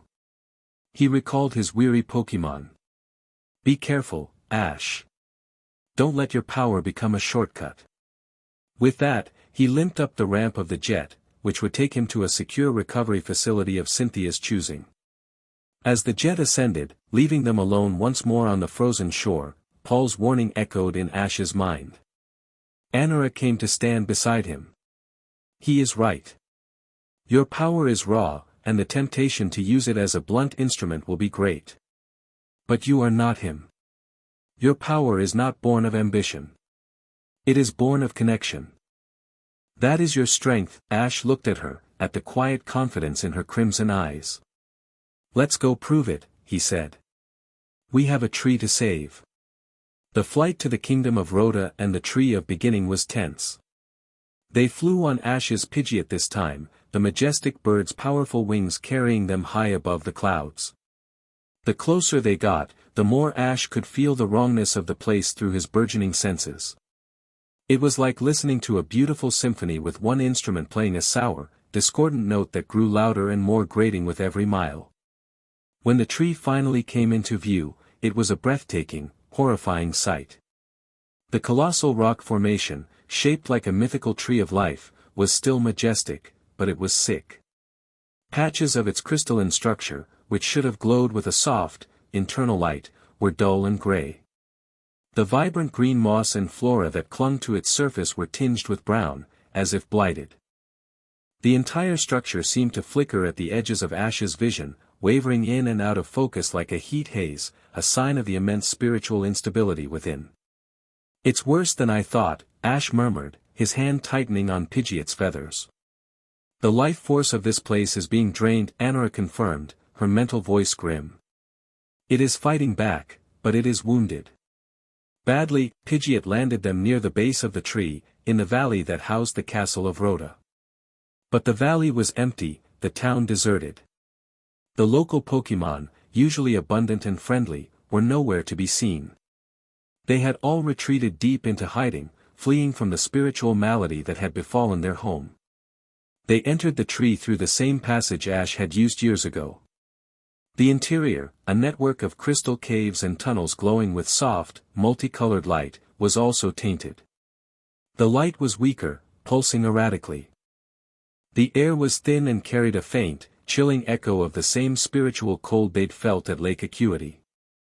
As they ventured deeper, heading towards the tree's heart, a low, grinding sound echoed through the cavern ahead. The ground shuddered. A massive shape blocked their path, detaching itself from the crystalline wall. It was a golem of rough, brown rock and glowing orange crystals, its form both ancient and immensely powerful. Its single, glowing eye fixed on them, a dot matrix of orange light. Regirock. But it was not corrupted. Its eye held no violet emptiness. It radiated a clean, powerful aura of earth and stone. It was a guardian. And it saw them as a threat. "Halt!" a voice boomed in their minds. It was not telepathy in the way Anora's was. It was a crushing wave of pure, primordial thought, the voice of the mountain itself. "You. The human. Your aura is a chaotic storm. An infection. You are a danger to this sacred place. You will not pass." Regirock raised a colossal stone arm, preparing to bring it down and pulverize them.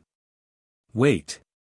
Ash yelled, instinctively reaching for a pokeball. "We're not here to fight. We're here to help. Lies fall to dust. Only intent is real. I feel your intent. It is chaos," the golem boomed. Ash's hand froze. He felt Anora's calming presence beside him. "Ash, no. It cannot be fought. It is the tree's immune system. It senses your uncontrolled aura as another infection, no different from the void. To fight it is to prove it right. Then what do we do?" Ash asked, frustration mounting. "We show it the truth. We show it our intent," she replied. Together, Regirock's arm began its descent, slow and inexorable as a landslide. Ash and Anora stood their ground. They closed their eyes, their hands finding each other's, her three-fingered paw fitting perfectly into his palm. They didn't try to build a shield or an attack. They opened themselves up.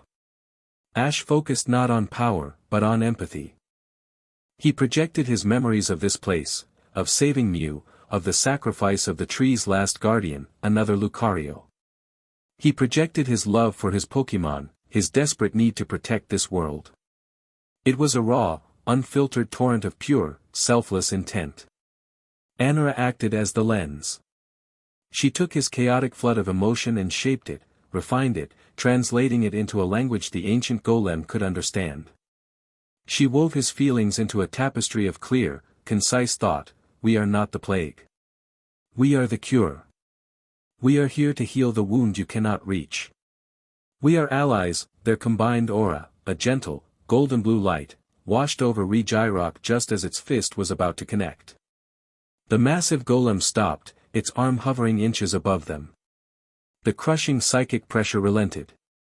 The orange light in its eye flickered, processing the new information. It saw Ash's memories. It felt the perfect, symbiotic harmony of their joined aura, the soul resonance. It was a pattern of life, of balance, of creation. The antithesis of the void. The resonance. Regirock's thoughts were slow, filled with a dawning, millennia-old understanding. A new guardian. A new bond. The pattern is complete again. The golem slowly retracted its arm and moved aside, the stone wall of the cavern reforming to grant them passage. Pass, guardians. The heart is wounded. The other sentinels will test you. Do not falter. They moved on, the first trial passed. The path led them into a cavern of immense, jagged ice crystals that glowed with a frigid blue light. The temperature dropped so severely that their breath crystallized instantly. Here, the spiritual cold was a weapon. It sought to numb them, to sap their will, promising the peace of stillness, the same siren song the void sang. Reg ice emerged from a wall of solid ice, its presence a vortex of absolute zero. They did not fight. They held hands and focused on the warmth of their bond. Ash thought of Infernape's flare blitz, of Charizard's fiery breath, of the warmth of Pikachu curled up on his lap. Anora projected the heat of the forge where her ancestors had crafted their staves, the fire of her own warrior spirit. Together, they became a furnace of life and feeling in the heart of the absolute cold. The ice around them melted, not from physical heat, but from the sheer intensity of their emotional warmth. Reg ice dissolved back into the walls, its test of fortitude overcome. The final sentinel, Registeel, awaited them in a chamber of gleaming, metallic crystals that hummed with a low, resonant frequency. It presented not a physical or emotional threat, but a test of absolute will. It stood before the final passage, an immovable object of alien metal, its aura a flat, unyielding wall. It would not be soothed or reasoned with. Its purpose was singular, to stop anything from passing. Ash tried to push against its will with his own, and it was like trying to push over a mountain. We cannot break it, Anora realized. So we do not try, she guided him. Instead of pushing, they flowed. They let their combined aura become like water, seeping into the cracks of Registeel's absolute resolve. They did not challenge its purpose, they simply showed it that their own purpose, to heal the tree, did not conflict with its directive to protect it. They weren't trying to get past Registeel, they were trying to get to the heart with Registeel's blessing. Their will flowed around its own, until they were no longer in opposition. The metallic crystals shifted, the humming changed pitch, and a new opening formed beside the unmoving golem. They had passed the final test. The chamber of the tree's heart was a vast, cathedral-like cavern. In the center, a colossal crystal pulsed with a weak, sickly light. But at its base, a horrifying wound festered. It was a patch of non-space, a cancerous growth of pure blackness that seemed to drink the light from the cavern. It was a void lesion, and it was slowly, inexorably consuming the tree's heart from within. The source of the tree's sickness. There were no more guardians, no more tests. There was only the task. We have to close it, Ash said, the sight of the creeping nothingness making his stomach clench. We pour our light into its darkness, Anora affirmed. Everything we have, they stood before the lesion, hand in hand. They closed their eyes and reached deep inside themselves. Ash let go of all control, offering up the raw, boundless ocean of his life force. Anora took that power and gave it form and focus, a conduit for creation. A brilliant sphere of golden-white light, the color of a newborn star, formed between their joined hands. It was the purest expression of their bond, a perfect synthesis of his chaotic power and her flawless control. They pushed it forward, into the heart of the blackness. It was not a collision. The light did not fight the darkness. It filled it. The sphere of aura sank into the void lesion and bloomed, like a seed of creation planted in a field of sterile dust. Light poured into the nothingness, not destroying it, but transmuting it. The empty space was filled with the potential for life, the energy of their shared spirit. The blackness receded, the wound healing, the crystal of the tree's heart flaring back to life with a vibrant, healthy pulse of rainbow light that washed over the entire cavern. Exhausted, drained, they sank to their knees, the cavern now filled with a warm, life-affirming glow. The tree was safe. And it was grateful. As they knelt there, catching their breath, a new presence entered their minds. It was not the booming voice of the Regis. It was a whisper, a collection of echoes. The residual consciousness of all who had been a part of the tree. And one voice, faint but clear, rose above the others. A voice Ash recognized from the stories. "Well done, my children." A shimmering, translucent form appeared before them, coalescing from the light of the cavern. It was the figure of a man in ancient garb, a Lucario of identical form to Anora standing at his side. "Sir Aaron. You have healed this sacred place, and reaffirmed the bond that is this world's last, best hope," the spirit whispered, his voice a chorus of memories. "Sir Aaron," Ash breathed, in awe. Anora bowed her head, a gesture of profound respect. "Master, the darkness you fight is ancient," Sir Aaron's spirit continued, not speaking so much as sharing knowledge directly into their minds. They were flooded with visions.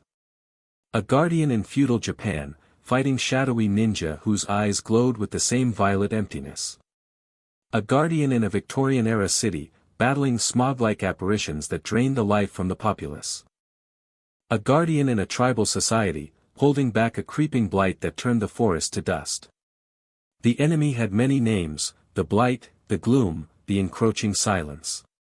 But the core of it was always the same, a sentient emptiness, malachor, that sought to consume the noise of life.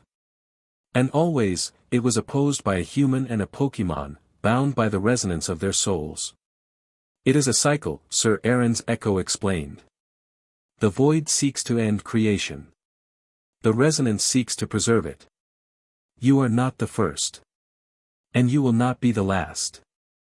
But this cycle, it is accelerating. The void grows stronger.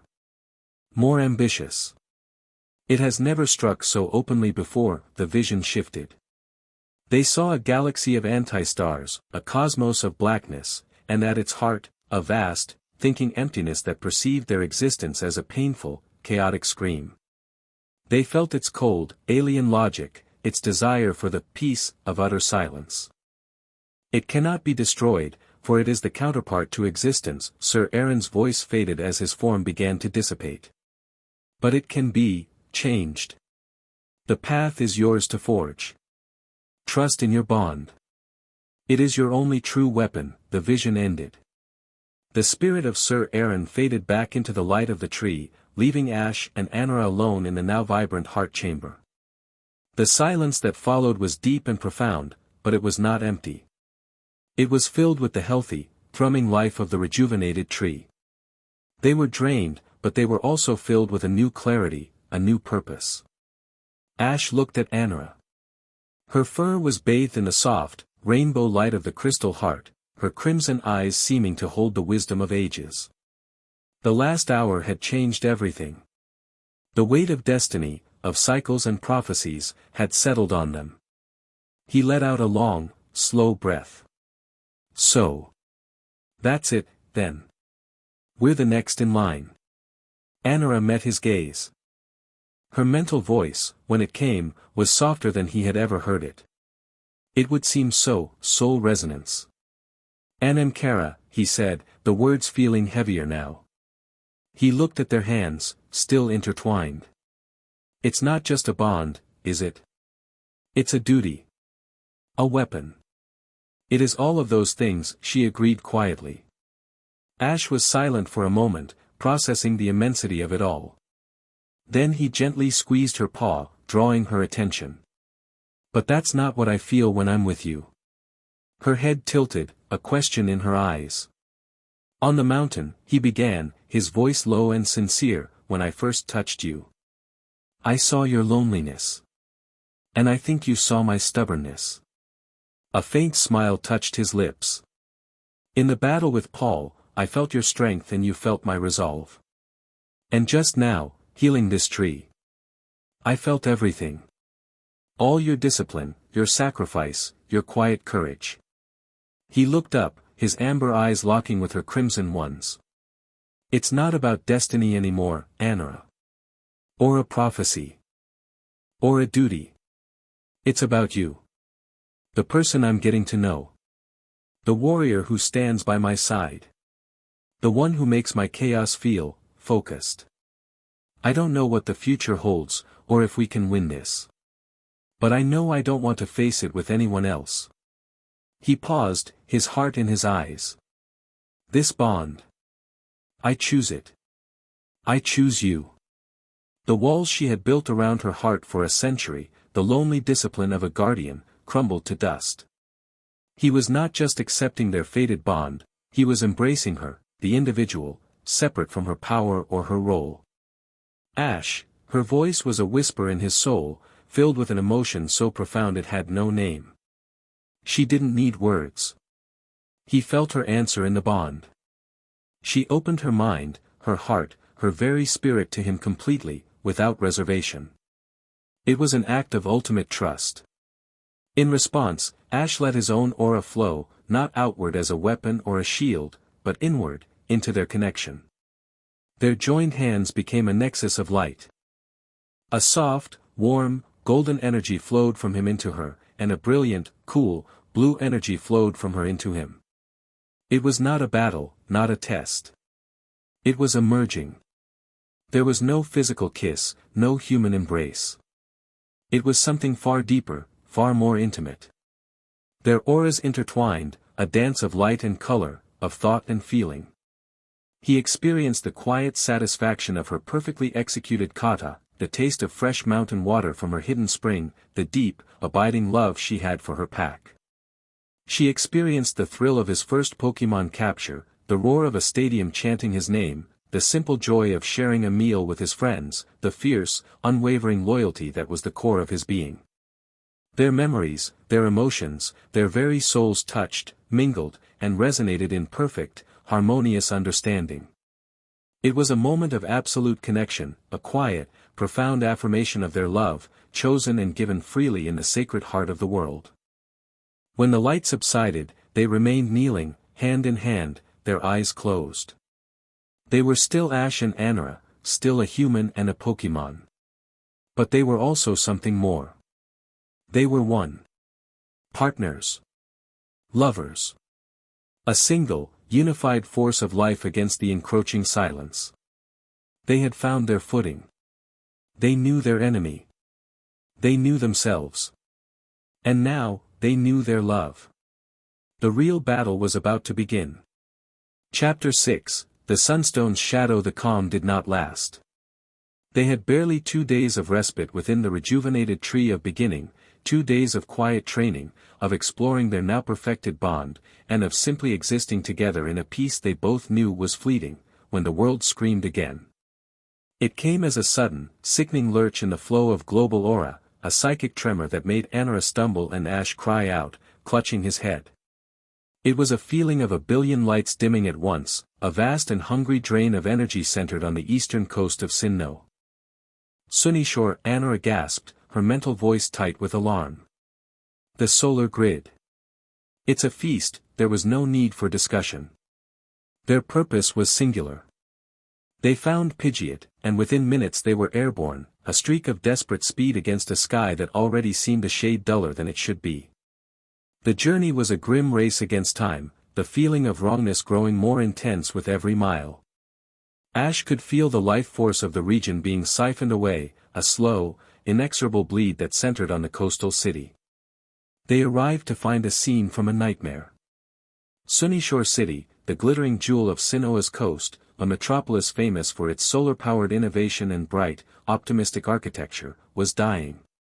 The iconic solar panels that lined its elevated walkways and rooftops, which should have been gleaming under the midday sun, were dark, their surfaces a flat, non-reflective black.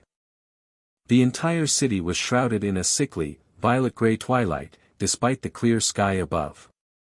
The sun's rays seemed to bend and warp as they approached the city, their light and heat being visibly devoured by a shimmering, barely visible dome of energy that encompassed the entire area. Panic reigned in the streets below. People were running, screaming, their voices thin and reedy in the energy-dampening field. But the greater horror was the Pokémon. A swarm of them, from the smallest starly to the largest garridos thrashing in the bay, were rampaging through the city. They were all corrupted, their eyes burning with that hateful, violet emptiness, their bodies covered in the pulsating, dark veins of the void. They were not just attacking indiscriminately, they were actively hurting people, breaking down buildings, and, most terrifyingly, reinforcing the dome of energy. Dark tendrils of void energy snaked from their bodies, feeding into the shimmering barrier, strengthening it, expanding it. This was not a random attack. This was a siege. An occupation. Malachor wasn't just feeding, it was building a fortress, a permanent beachhead in their world. Pidgeot, get us down there. Near the gym. Ash yelled over the rising wind. He could see flashes of brilliant electric yellow light near the Sunnyshoar gym and the connected lighthouse. Someone was still fighting. Pidgeot dove, banking sharply to avoid a volley of dark pulses fired by a pack of corrupted Staraptor. The dark energy spheres sizzled past them, their passage leaving trails of cold in the air. They landed hard on a wide plaza near the base of the lighthouse. The moment their feet touched the ground, the full oppressive weight of the void field hit them. It was a physical and spiritual pressure, a crushing blanket of despair that sought to sap their will, their energy, their very hope. Ash felt his strength drain, his new aura senses muffled as if stuffed with cotton. The field interferes with aura, Anora stated, her body tense, her own power feeling sluggish. It's designed to weaken us. To make us despair. A massive, corrupted Steelix burst from the street, its stony hide nearly black, its glowing violet eyes fixing on them. It roared, a soundless, psychic wave of pure malice, and lunged. Before it could strike, a bolt of lightning, purer and more brilliant than any Ash had ever seen, slammed into its side. The Steelix was thrown back, crashing into the side of a building. "Took you long enough to show up," a familiar, sardonic voice called out. "I was getting bored holding them all off myself." Faulkner, Sunnyshoar's gym leader, strode out from behind a shattered fountain, his Raichu at his side, crackling with righteous fury. Faulkner's usual air of detached ennui was gone, replaced by a fierce, wild-eyed intensity. His clothes were torn, his face smudged with soot, but his eyes burned with a defiant fire. "Faulkner. What's happening?" Ash asked, moving to stand with him. "What's it look like?" Faulkner shot back, gesturing with his head. "Party's in full swing. They showed up about an hour ago. Came out of nowhere, all at once. My guess? They're trying to use the city's solar converters, reverse the polarity, and turn this place into a giant battery for whatever the hell they are." He glanced at Anora. "New partner? She's got style." "He is flippant in the face of annihilation," Anora noted, a hint of grudging respect in her tone. "Long story," Ash said. "How many are there?" "Too many," Faulkner said grimly. "They're coordinated. Smart. We take one down, 3 more take its place. They're not just rampaging, they're securing the city, sector by sector." His point was proven as a new wave of corrupted Pokémon, a mix of Luxray, Floatzel, and Machop, poured into the plaza, their movements unnervingly synchronized. They were cutting off their retreat. "Ash," Faulkner said, his voice suddenly serious. "Your power. I heard the stories from Cynthia.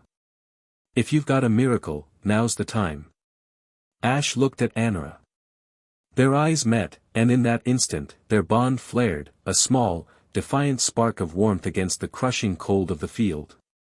They could feel their strength returning, their shared aura pushing back against the oppressive despair.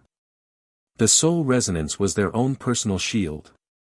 "We're more than a miracle," Ash said, a hard grin spreading across his face. He felt the power rising within him, no longer a chaotic flood, but a deep, powerful river he could command. "We're the cure." He turned to the people of Sunnyshoar, the few dozen trainers and civilians who had been fighting alongside Faulkner, now cornered and losing hope.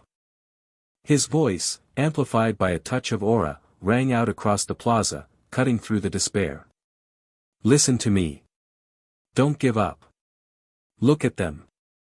They're puppets. They have no heart, no will of their own. We do. That's our strength. Fight with me. We can take this city back. It wasn't a politician's speech. It was a commander's rallying cry. And it worked. Heads lifted. Shoulders straightened. The embers of defiance were fanned into a flame. A young trainer with a terrified Piplup looked at Ash, then at his Pokémon, and nodded, his fear replaced by a flicker of resolve. Faulkner let out a sharp laugh. Well, damn. He's got my vote. He pointed at the incoming wave. Raichu, Volt Tackle. Let's give them hell. The battle for Sunnyshore began in earnest. It was no longer a desperate defense, it was a counterattack. Ash, Anara, and Faulkner became the tip of the spear.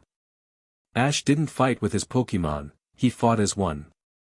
He moved with a speed and strength that were patently inhuman, his fists glowing with raw aura as he physically punched a corrupted Machoke, the blow not just breaking bone but shattering the void's hold on its spirit. Anara was a whirlwind of blue and black, a living weapon of perfect precision. Her aura-forged staves were a blur, disabling and purifying, her movements a deadly dance that left cleansed Pokémon in her wake. She and Ash fought back-to-back, a seamless unit of raw power and refined skill, their auras intertwining to create a localized bubble of hope that pushed back the despairing field. Their combined presence was a beacon. The other trainers rallied, their courage restored. The battle turned from a rout into a grinding, street-by-street brawl to reclaim the city.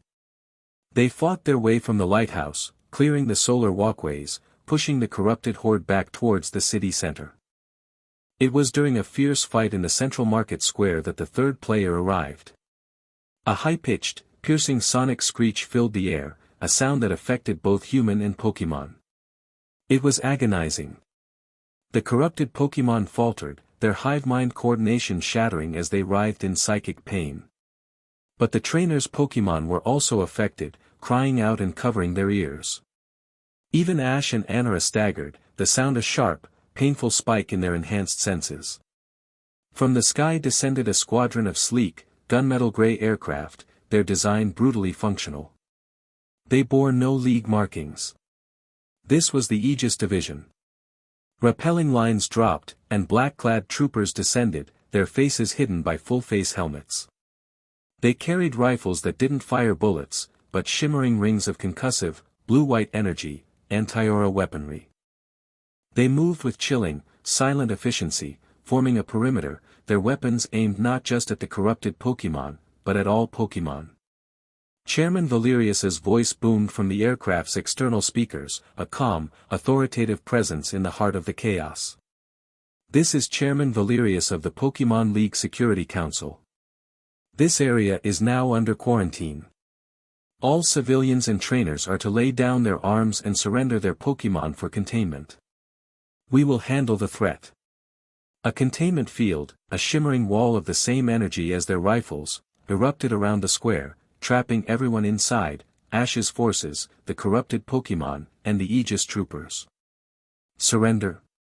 Faulkner yelled, incredulous. We're winning. You are perpetuating the chaos, Valerius's voice replied coolly. Your emotional, uncontrolled methods are ineffective and dangerous. The Aegis Division will now sterilize the area. The troopers opened fire. Their energy rings were brutally effective. They slammed into the corrupted Pokémon, causing the void energy to overload and violently dissipate, knocking them out instantly. But their weapons were indiscriminate. A stray shot hit the young trainer's Piplup, sending it flying. The Pokémon wasn't corrupted, but the anti-aura blast still racked its small body, leaving it twitching on the ground. Stop! Ash roared, his voice shaking with fury. You're hurting them. Valerius ignored him. From the lead aircraft, a larger weapon was being deployed, a massive cannon that was charging with a terrifying amount of energy. Ash, that device, Anara's mental voice was a blade of ice. It's not designed to cleanse. It's designed to erase. It will unleash a pulse that will short out all aura in a half-mile radius. Corrupted, pure, it won't matter. It will kill every Pokemon in this square. Ash stared at the cannon, at the terrified faces of the trainers and their Pokemon, at the cold, faceless troopers. He saw Valerius's gambit with blinding clarity. The chairman wasn't here to save the city. He was here to prove a point. He was going to let the corrupted Pokemon cause havoc, then swoop in with his clean solution, demonstrating to the world that his cold, technological methods were superior to the chaotic, emotional heroism of an Aura Guardian. He was willing to sacrifice dozens of innocent Pokemon to win a political argument. A cold, terrifying rage, purer and deeper than any he had ever felt, settled over Ash. He looked at Anara. No words were needed. Their bond surged, a supernova of shared purpose and righteous fury. Valerius. Ash's voice, amplified by the full, unrestrained force of his aura, boomed across the square, overpowering the Aegis speakers. The ground itself seemed to tremble with the force of his will. Every trooper, every trainer, every Pokemon froze, their attention captured by the sheer, unadulterated power emanating from him. He rose a few inches off the ground, pebbles and dust swirling around him. His eyes were no longer amber, they were blazing pools of pure, golden white light. Anara rose with him, her own body wreathed in a sheath of brilliant blue flame. They were no longer just a human and a Pokemon. They were twin gods of wrath and justice, their power a palpable entity that dwarfed the oppressive field of the void and the sterile technology of the Aegis. You want to show the world your control? Ash's voice was a low, dangerous growl that promised annihilation. Then let me show you what real power looks like. He raised one hand. Anara mirrored the gesture. All the chaotic, corrupted void energy swirling through the square, all the free-floating despair and malice, was suddenly drawn to them. It was not absorbed, it was commanded. They ripped the dark energy from the air, from the very bodies of the corrupted Pokemon, gathering it into a swirling, chaotic vortex of violet-black energy that hovered between them. The corrupted Pokemon collapsed, their eyes clearing, the void's influence torn from them in one, violent act. On the Aegis command ship, Valerius watched on the main view screen, his calm facade finally breaking. His face was pale, his eyes wide with disbelief and a flicker of genuine fear. What is he doing? Ash and Anara clenched their fists. The vortex of dark energy compressed into a single, infinitesimally small, impossibly dense point. And then, with a contemptuous flick of their wrists, they hurled it. Not at the troopers. Not at the city. Upwards. The point of pure void energy shot into the sky, straight at the shimmering dome that covered the city. It struck the barrier and did not explode. It acted like a universal solvent. The dome, a construct of dark energy, dissolved around the point of impact. Cracks of clear, blue sky spread across the violet twilight like a shattering mirror. In seconds, the entire dome disintegrated, and pure, clean sunlight flooded the city of Sunnyshoar once more. The oppressive field was gone. A collective gasp went through the crowd.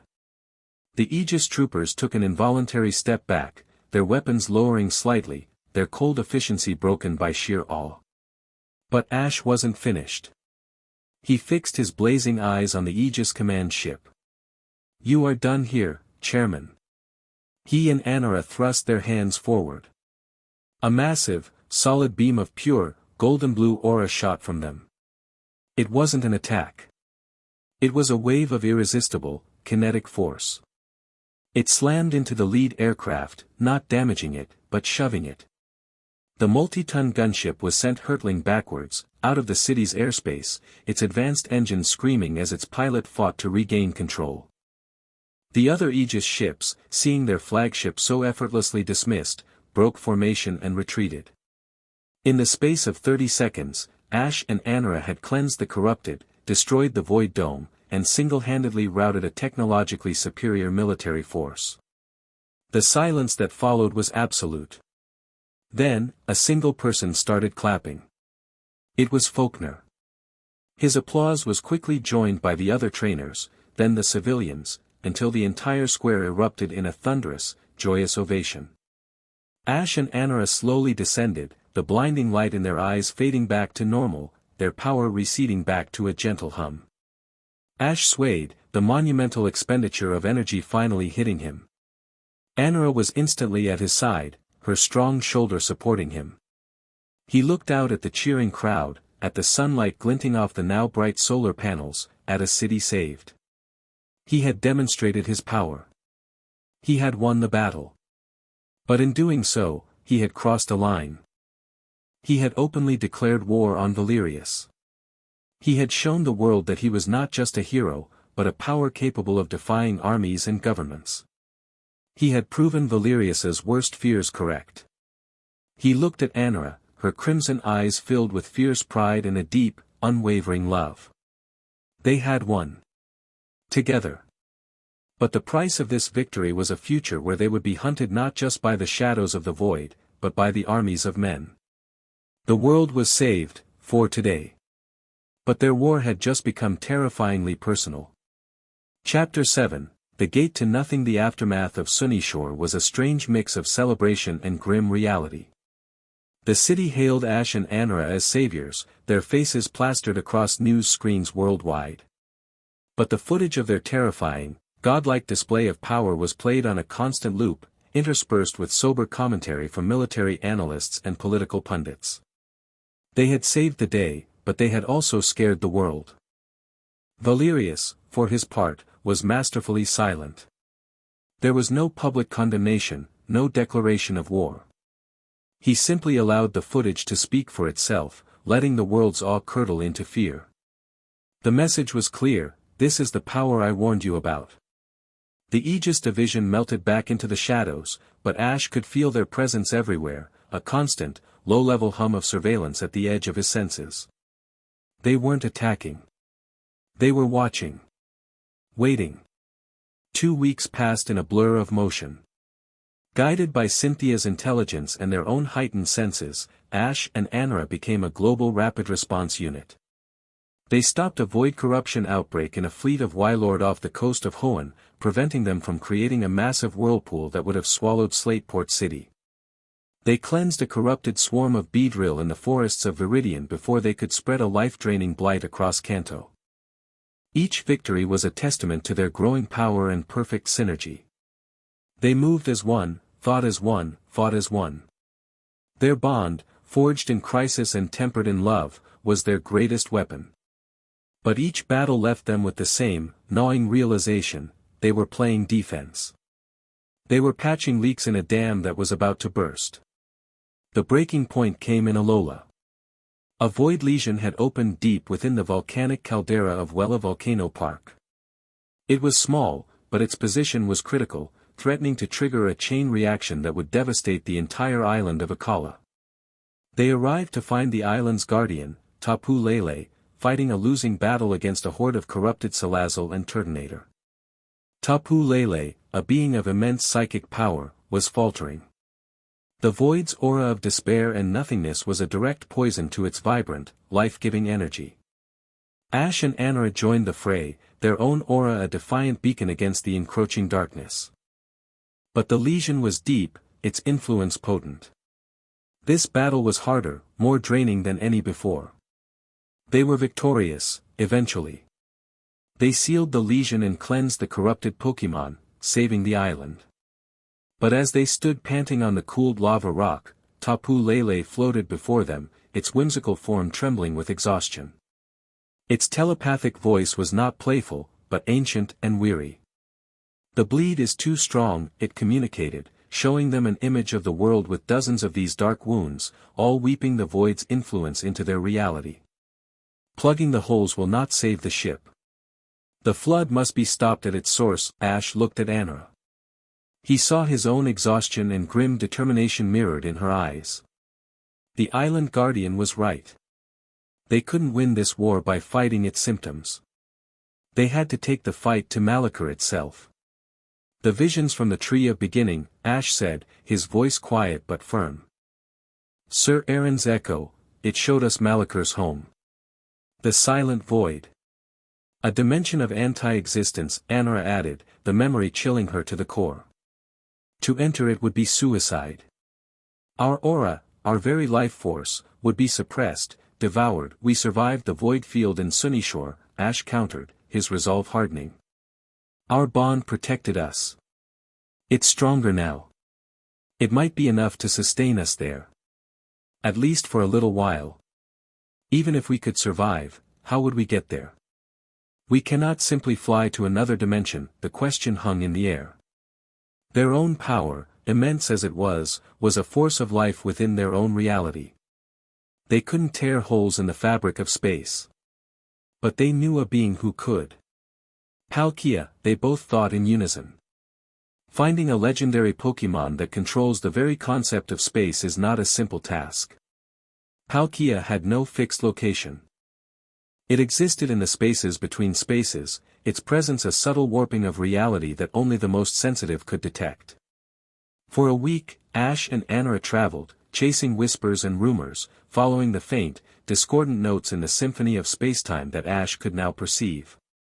Their quest led them to the Spear Pillar, atop the snow-blasted peak of Coronet in Sinnoh. The air here was thin and ancient, crackling with a dimensional energy that made the hair on Ash's arms stand up.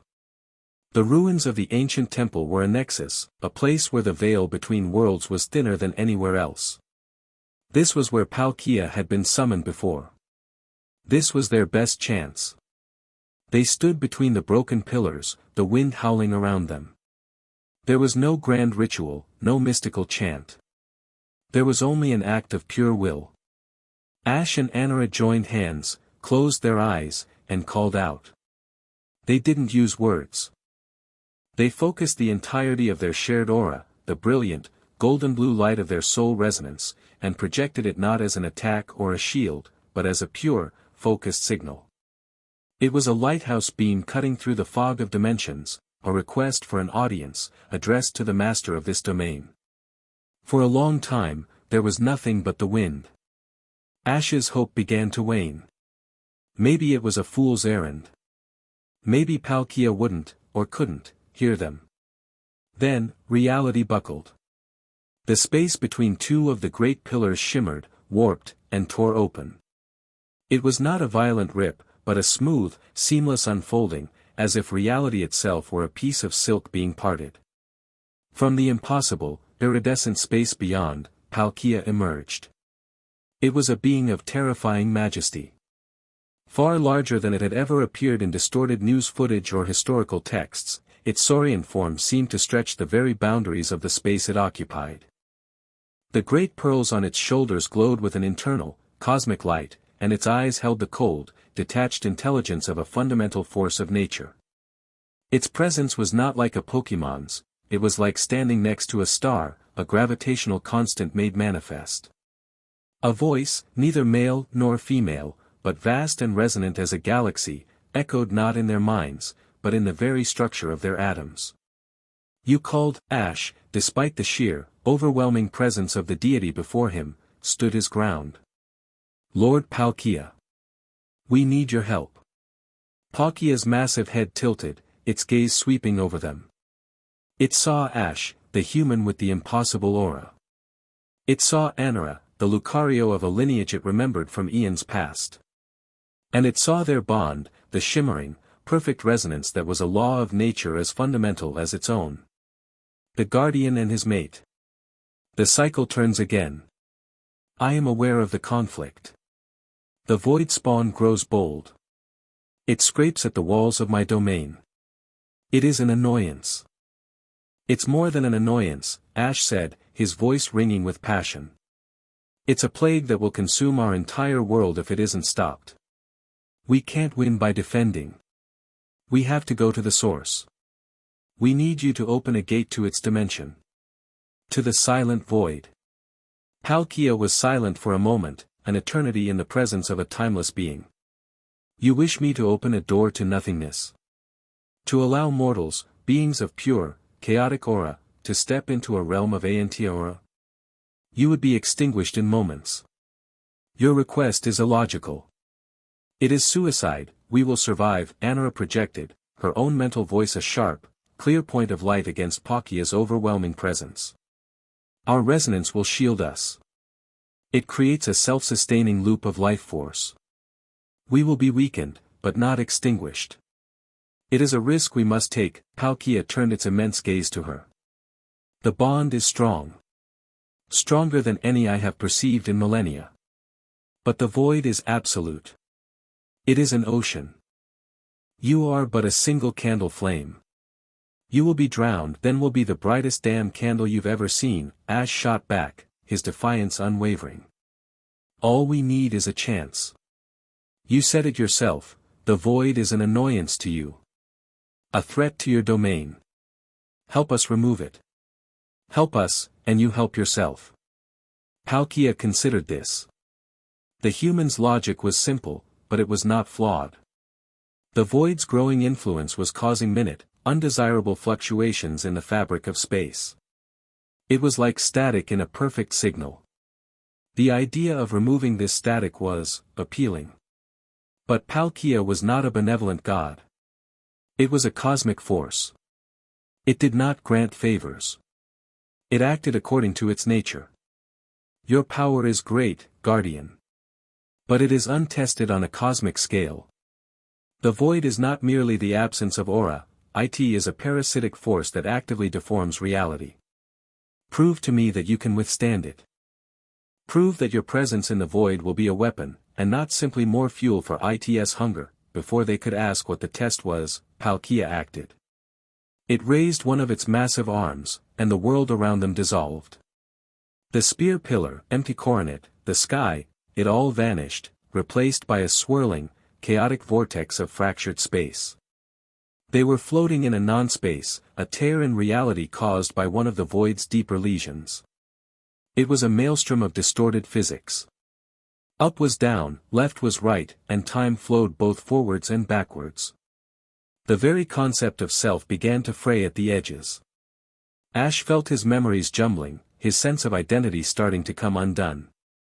This is a spatial distortion caused by the void's proximity.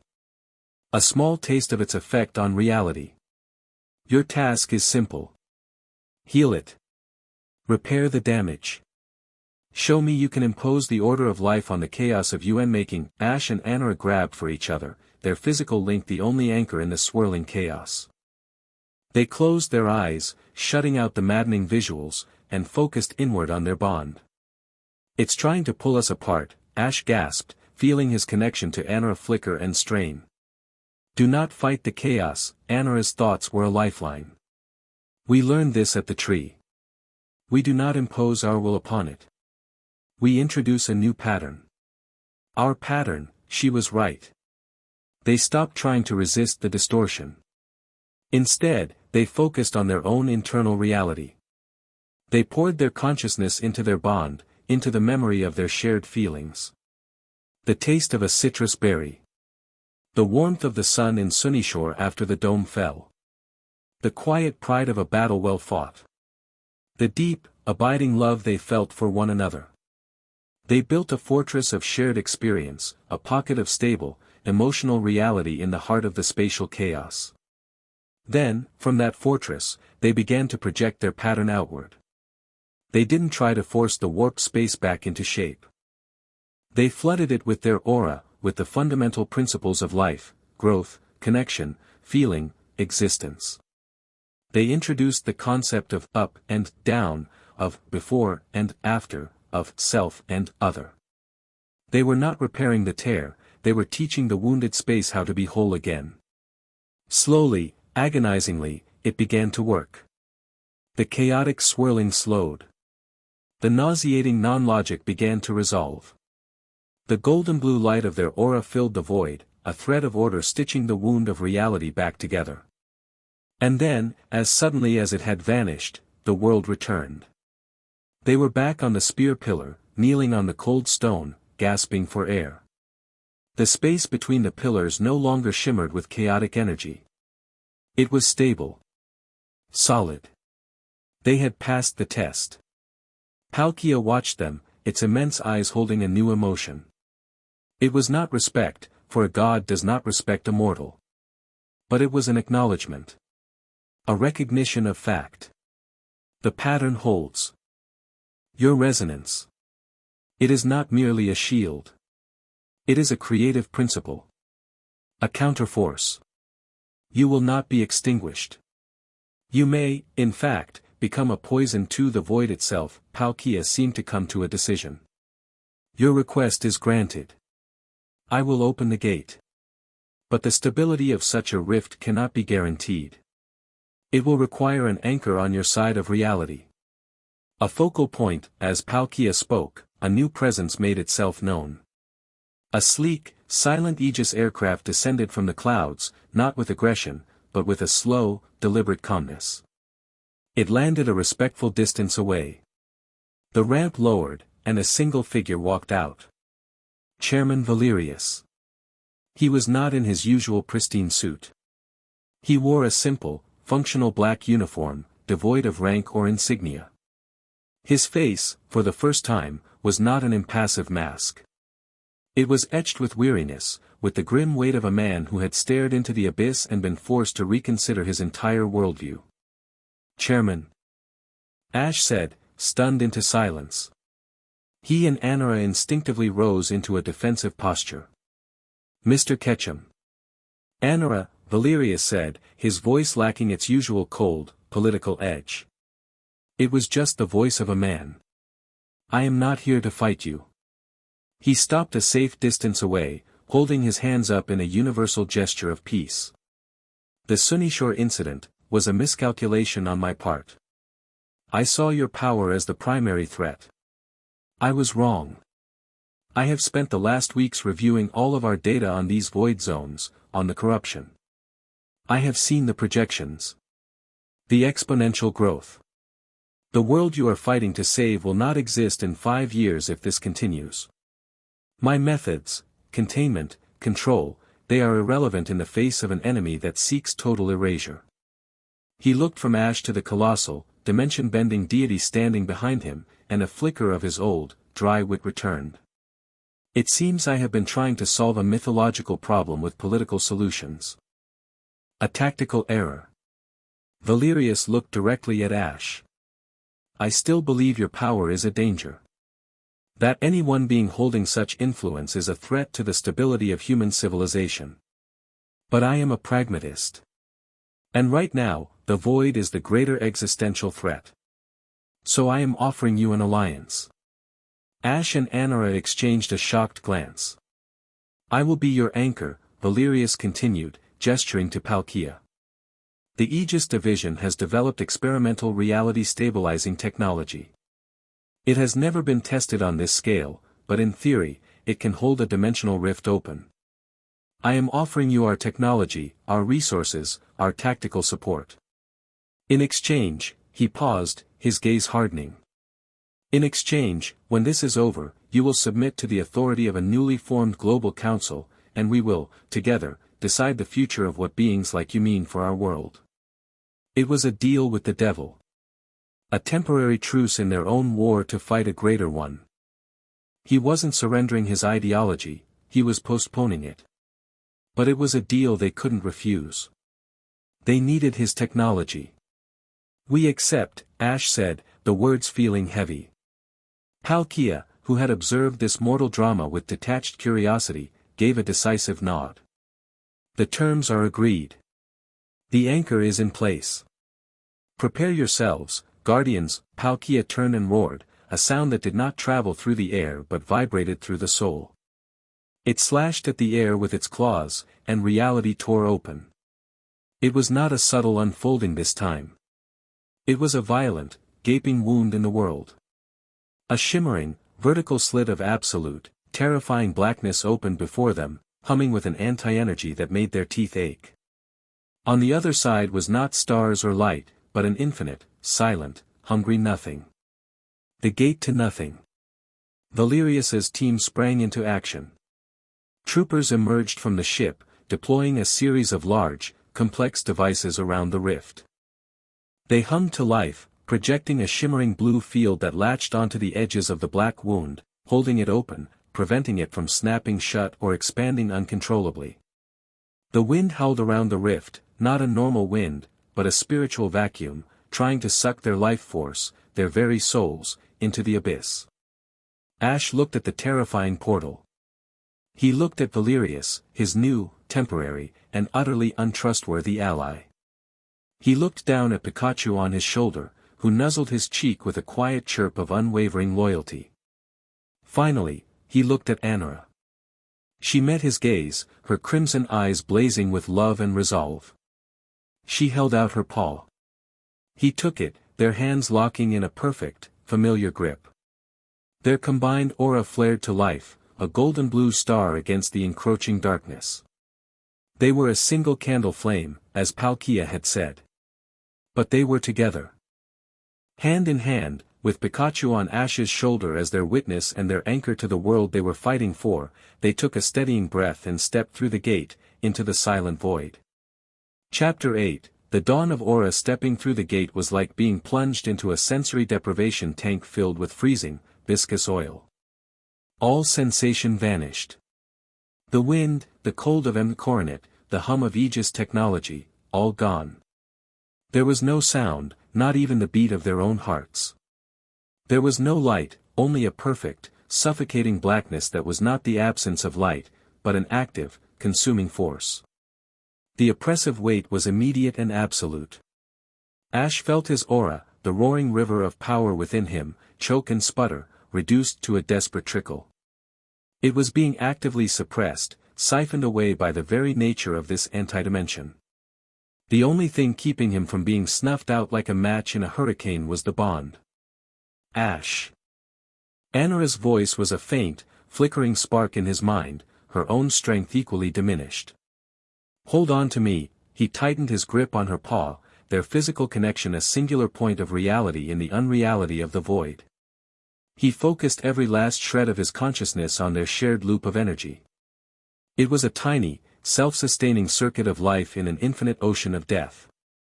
His fading power flowed into her, and her fading power flowed back into him. It wasn't enough to be strong, but it was just enough to be. Pikachu, tucked into the front of Ash's jacket, was a tiny, warm weight against his chest, his own life force shielded by their combined, flickering aura. He was their living battery, a small, precious reserve of the world they'd left behind. Slowly, their eyes, or rather, their consciousness, adjusted. The blackness was not uniform. It was a cosmos of antimatter. In the distance, where stars should have been, were motes of deeper black, points of concentrated nothingness that drank the void itself. This was Malakur's domain, a universe built on the principle of zero. And it was aware of them.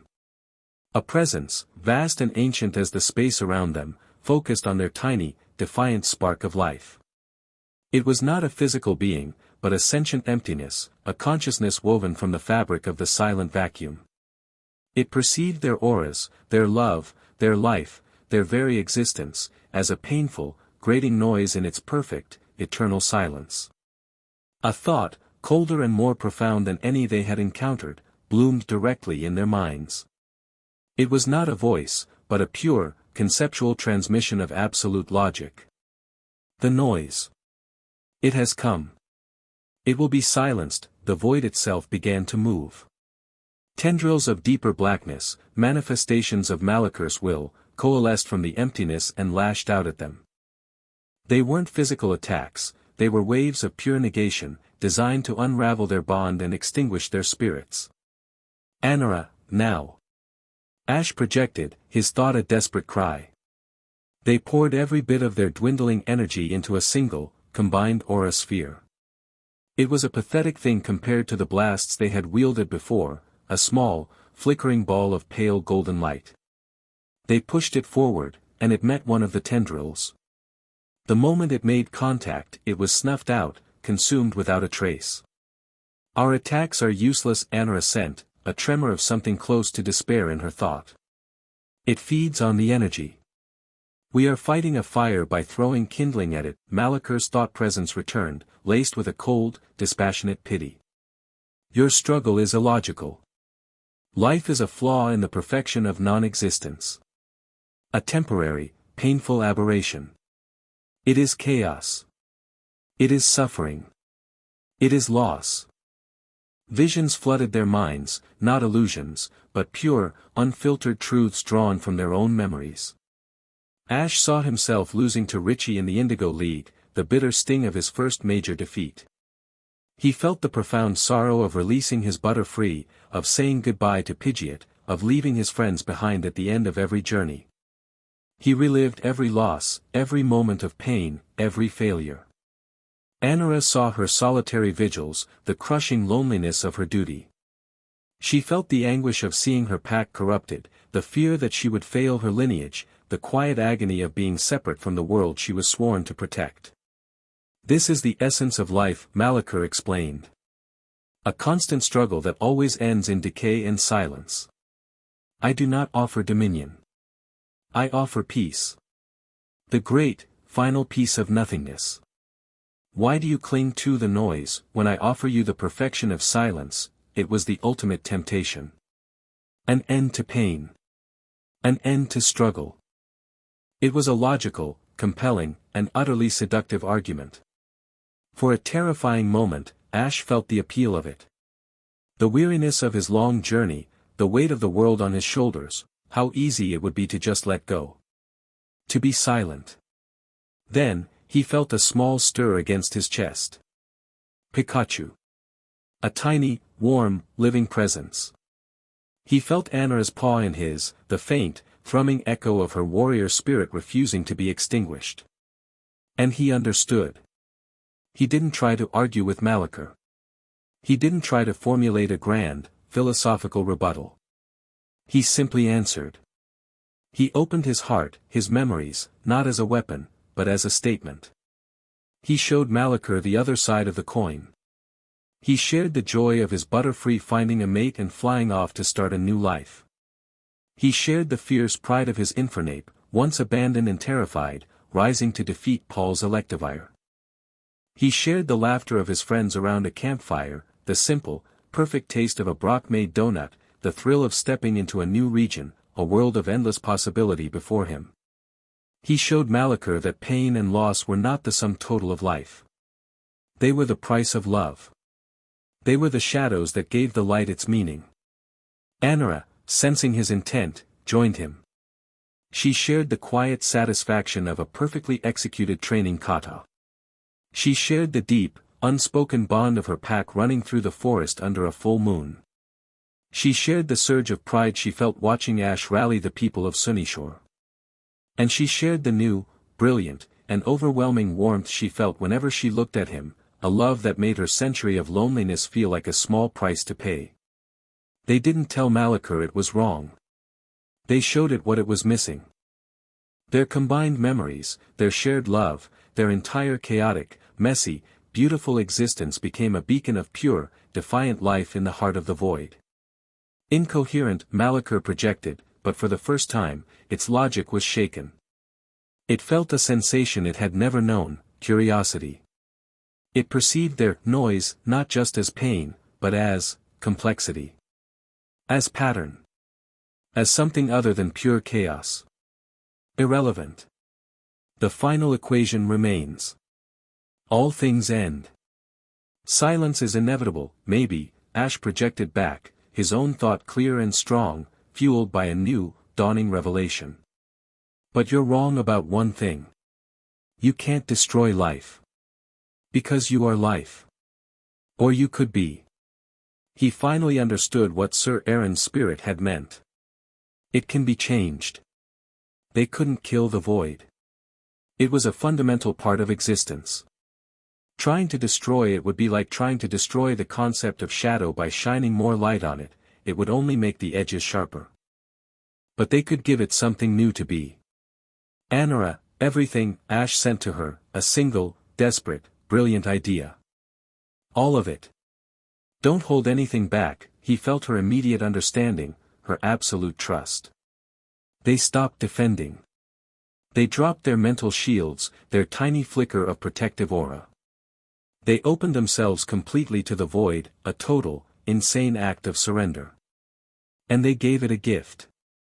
They took every last ounce of their shared being, their love, their pain, their joy, their memories, their very life force, amplified by the pure, untapped potential of Pikachu, and they poured it into one, final, ultimate aura sphere.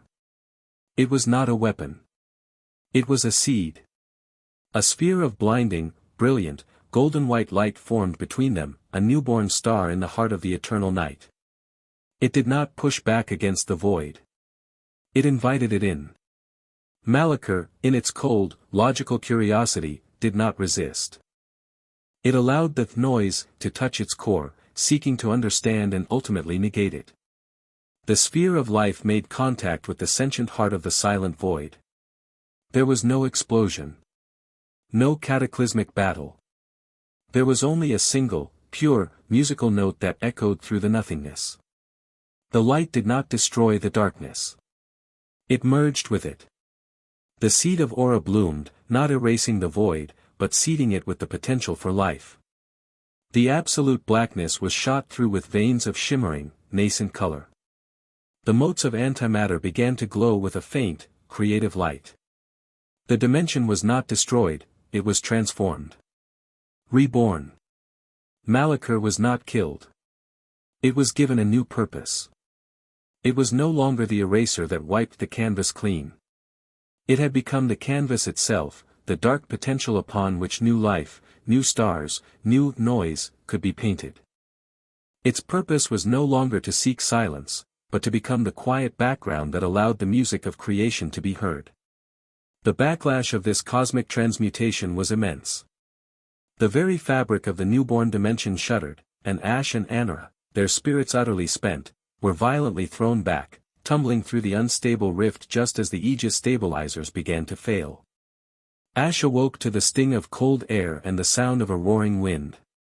He was lying on the hard, frozen stone of the spear pillar. The sky above was a clear, brilliant blue. The rift was gone. He pushed himself up, his body a universe of aches. Every muscle screamed, every fiber of his being felt drained to the marrow. But he was alive. He was whole. Anara was kneeling beside him, her form trembling with exhaustion, but her crimson eyes were bright. Pikachu was on his chest, looking frazzled but unharmed, chirping with relief. Chairman Valerius and his troopers stood a short distance away, staring at the spot where the gate had been with a mixture of terror and profound awe.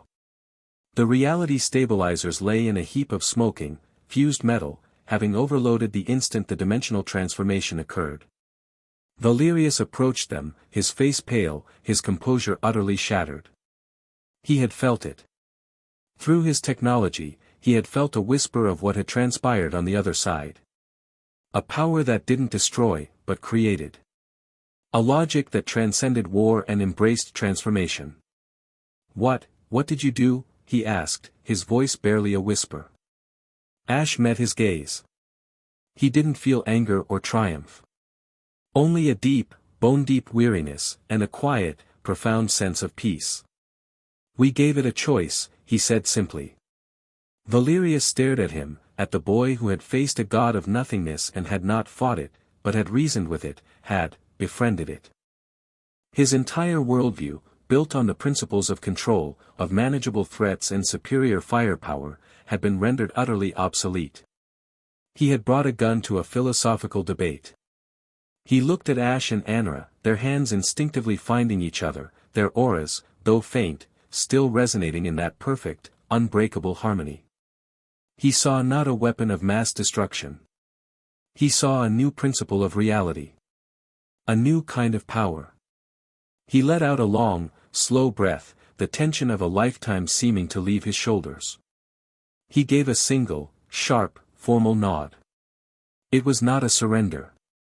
It was an acknowledgement. A concession that his rules no longer applied. Then, without another word, he turned, marshaled his stunned troopers, and boarded his aircraft. They ascended into the sky and vanished, leaving the mountain to its ancient silence. The war was over. Both of them. Weeks later, Ash, Anara, and Pikachu stood on a cliff overlooking the sea near Pallet Town.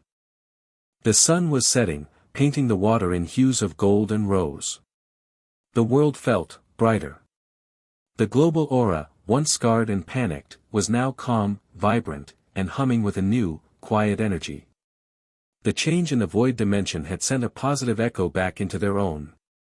Ash's power had settled. It was no longer a chaotic storm or a raging river. It was a deep, calm ocean within him, a part of him as natural as his own heartbeat. Anura stood beside him, her presence a comforting warmth. Their bond was no longer a tool or a weapon or a destiny. It was just, them. A quiet, constant, and unshakable love. Pikachu scampered onto Ash's shoulder, nuzzling his cheek. Pika Pi. Ash smiled, a genuine, easy smile. I know, pal. It's good to be home. He looked at Anura. Her crimson eyes reflected the sunset. He reached out and took her paw, the touch as natural as breathing. It is not over, she sent to him, her thoughts soft and content. The world has changed. Valerius will build his council. New threats will rise. The cycle will continue, I know, Ash replied, his voice filled with a quiet confidence that came from having stared into the abyss and taught it how to sing. But we'll be ready for them. They stood together, a trainer, his first partner, and his eternal mate. They were no longer just a boy from Pallet Town and his Pokémon. They were guardians. A new force of nature in a world they had saved and helped to remake. Whatever came next, whatever new battles or challenges the future held, they would face it not as a burden, but as an adventure. They would face it together. The end. Thank you for watching this video. Please be sure to subscribe to our channel and like this video.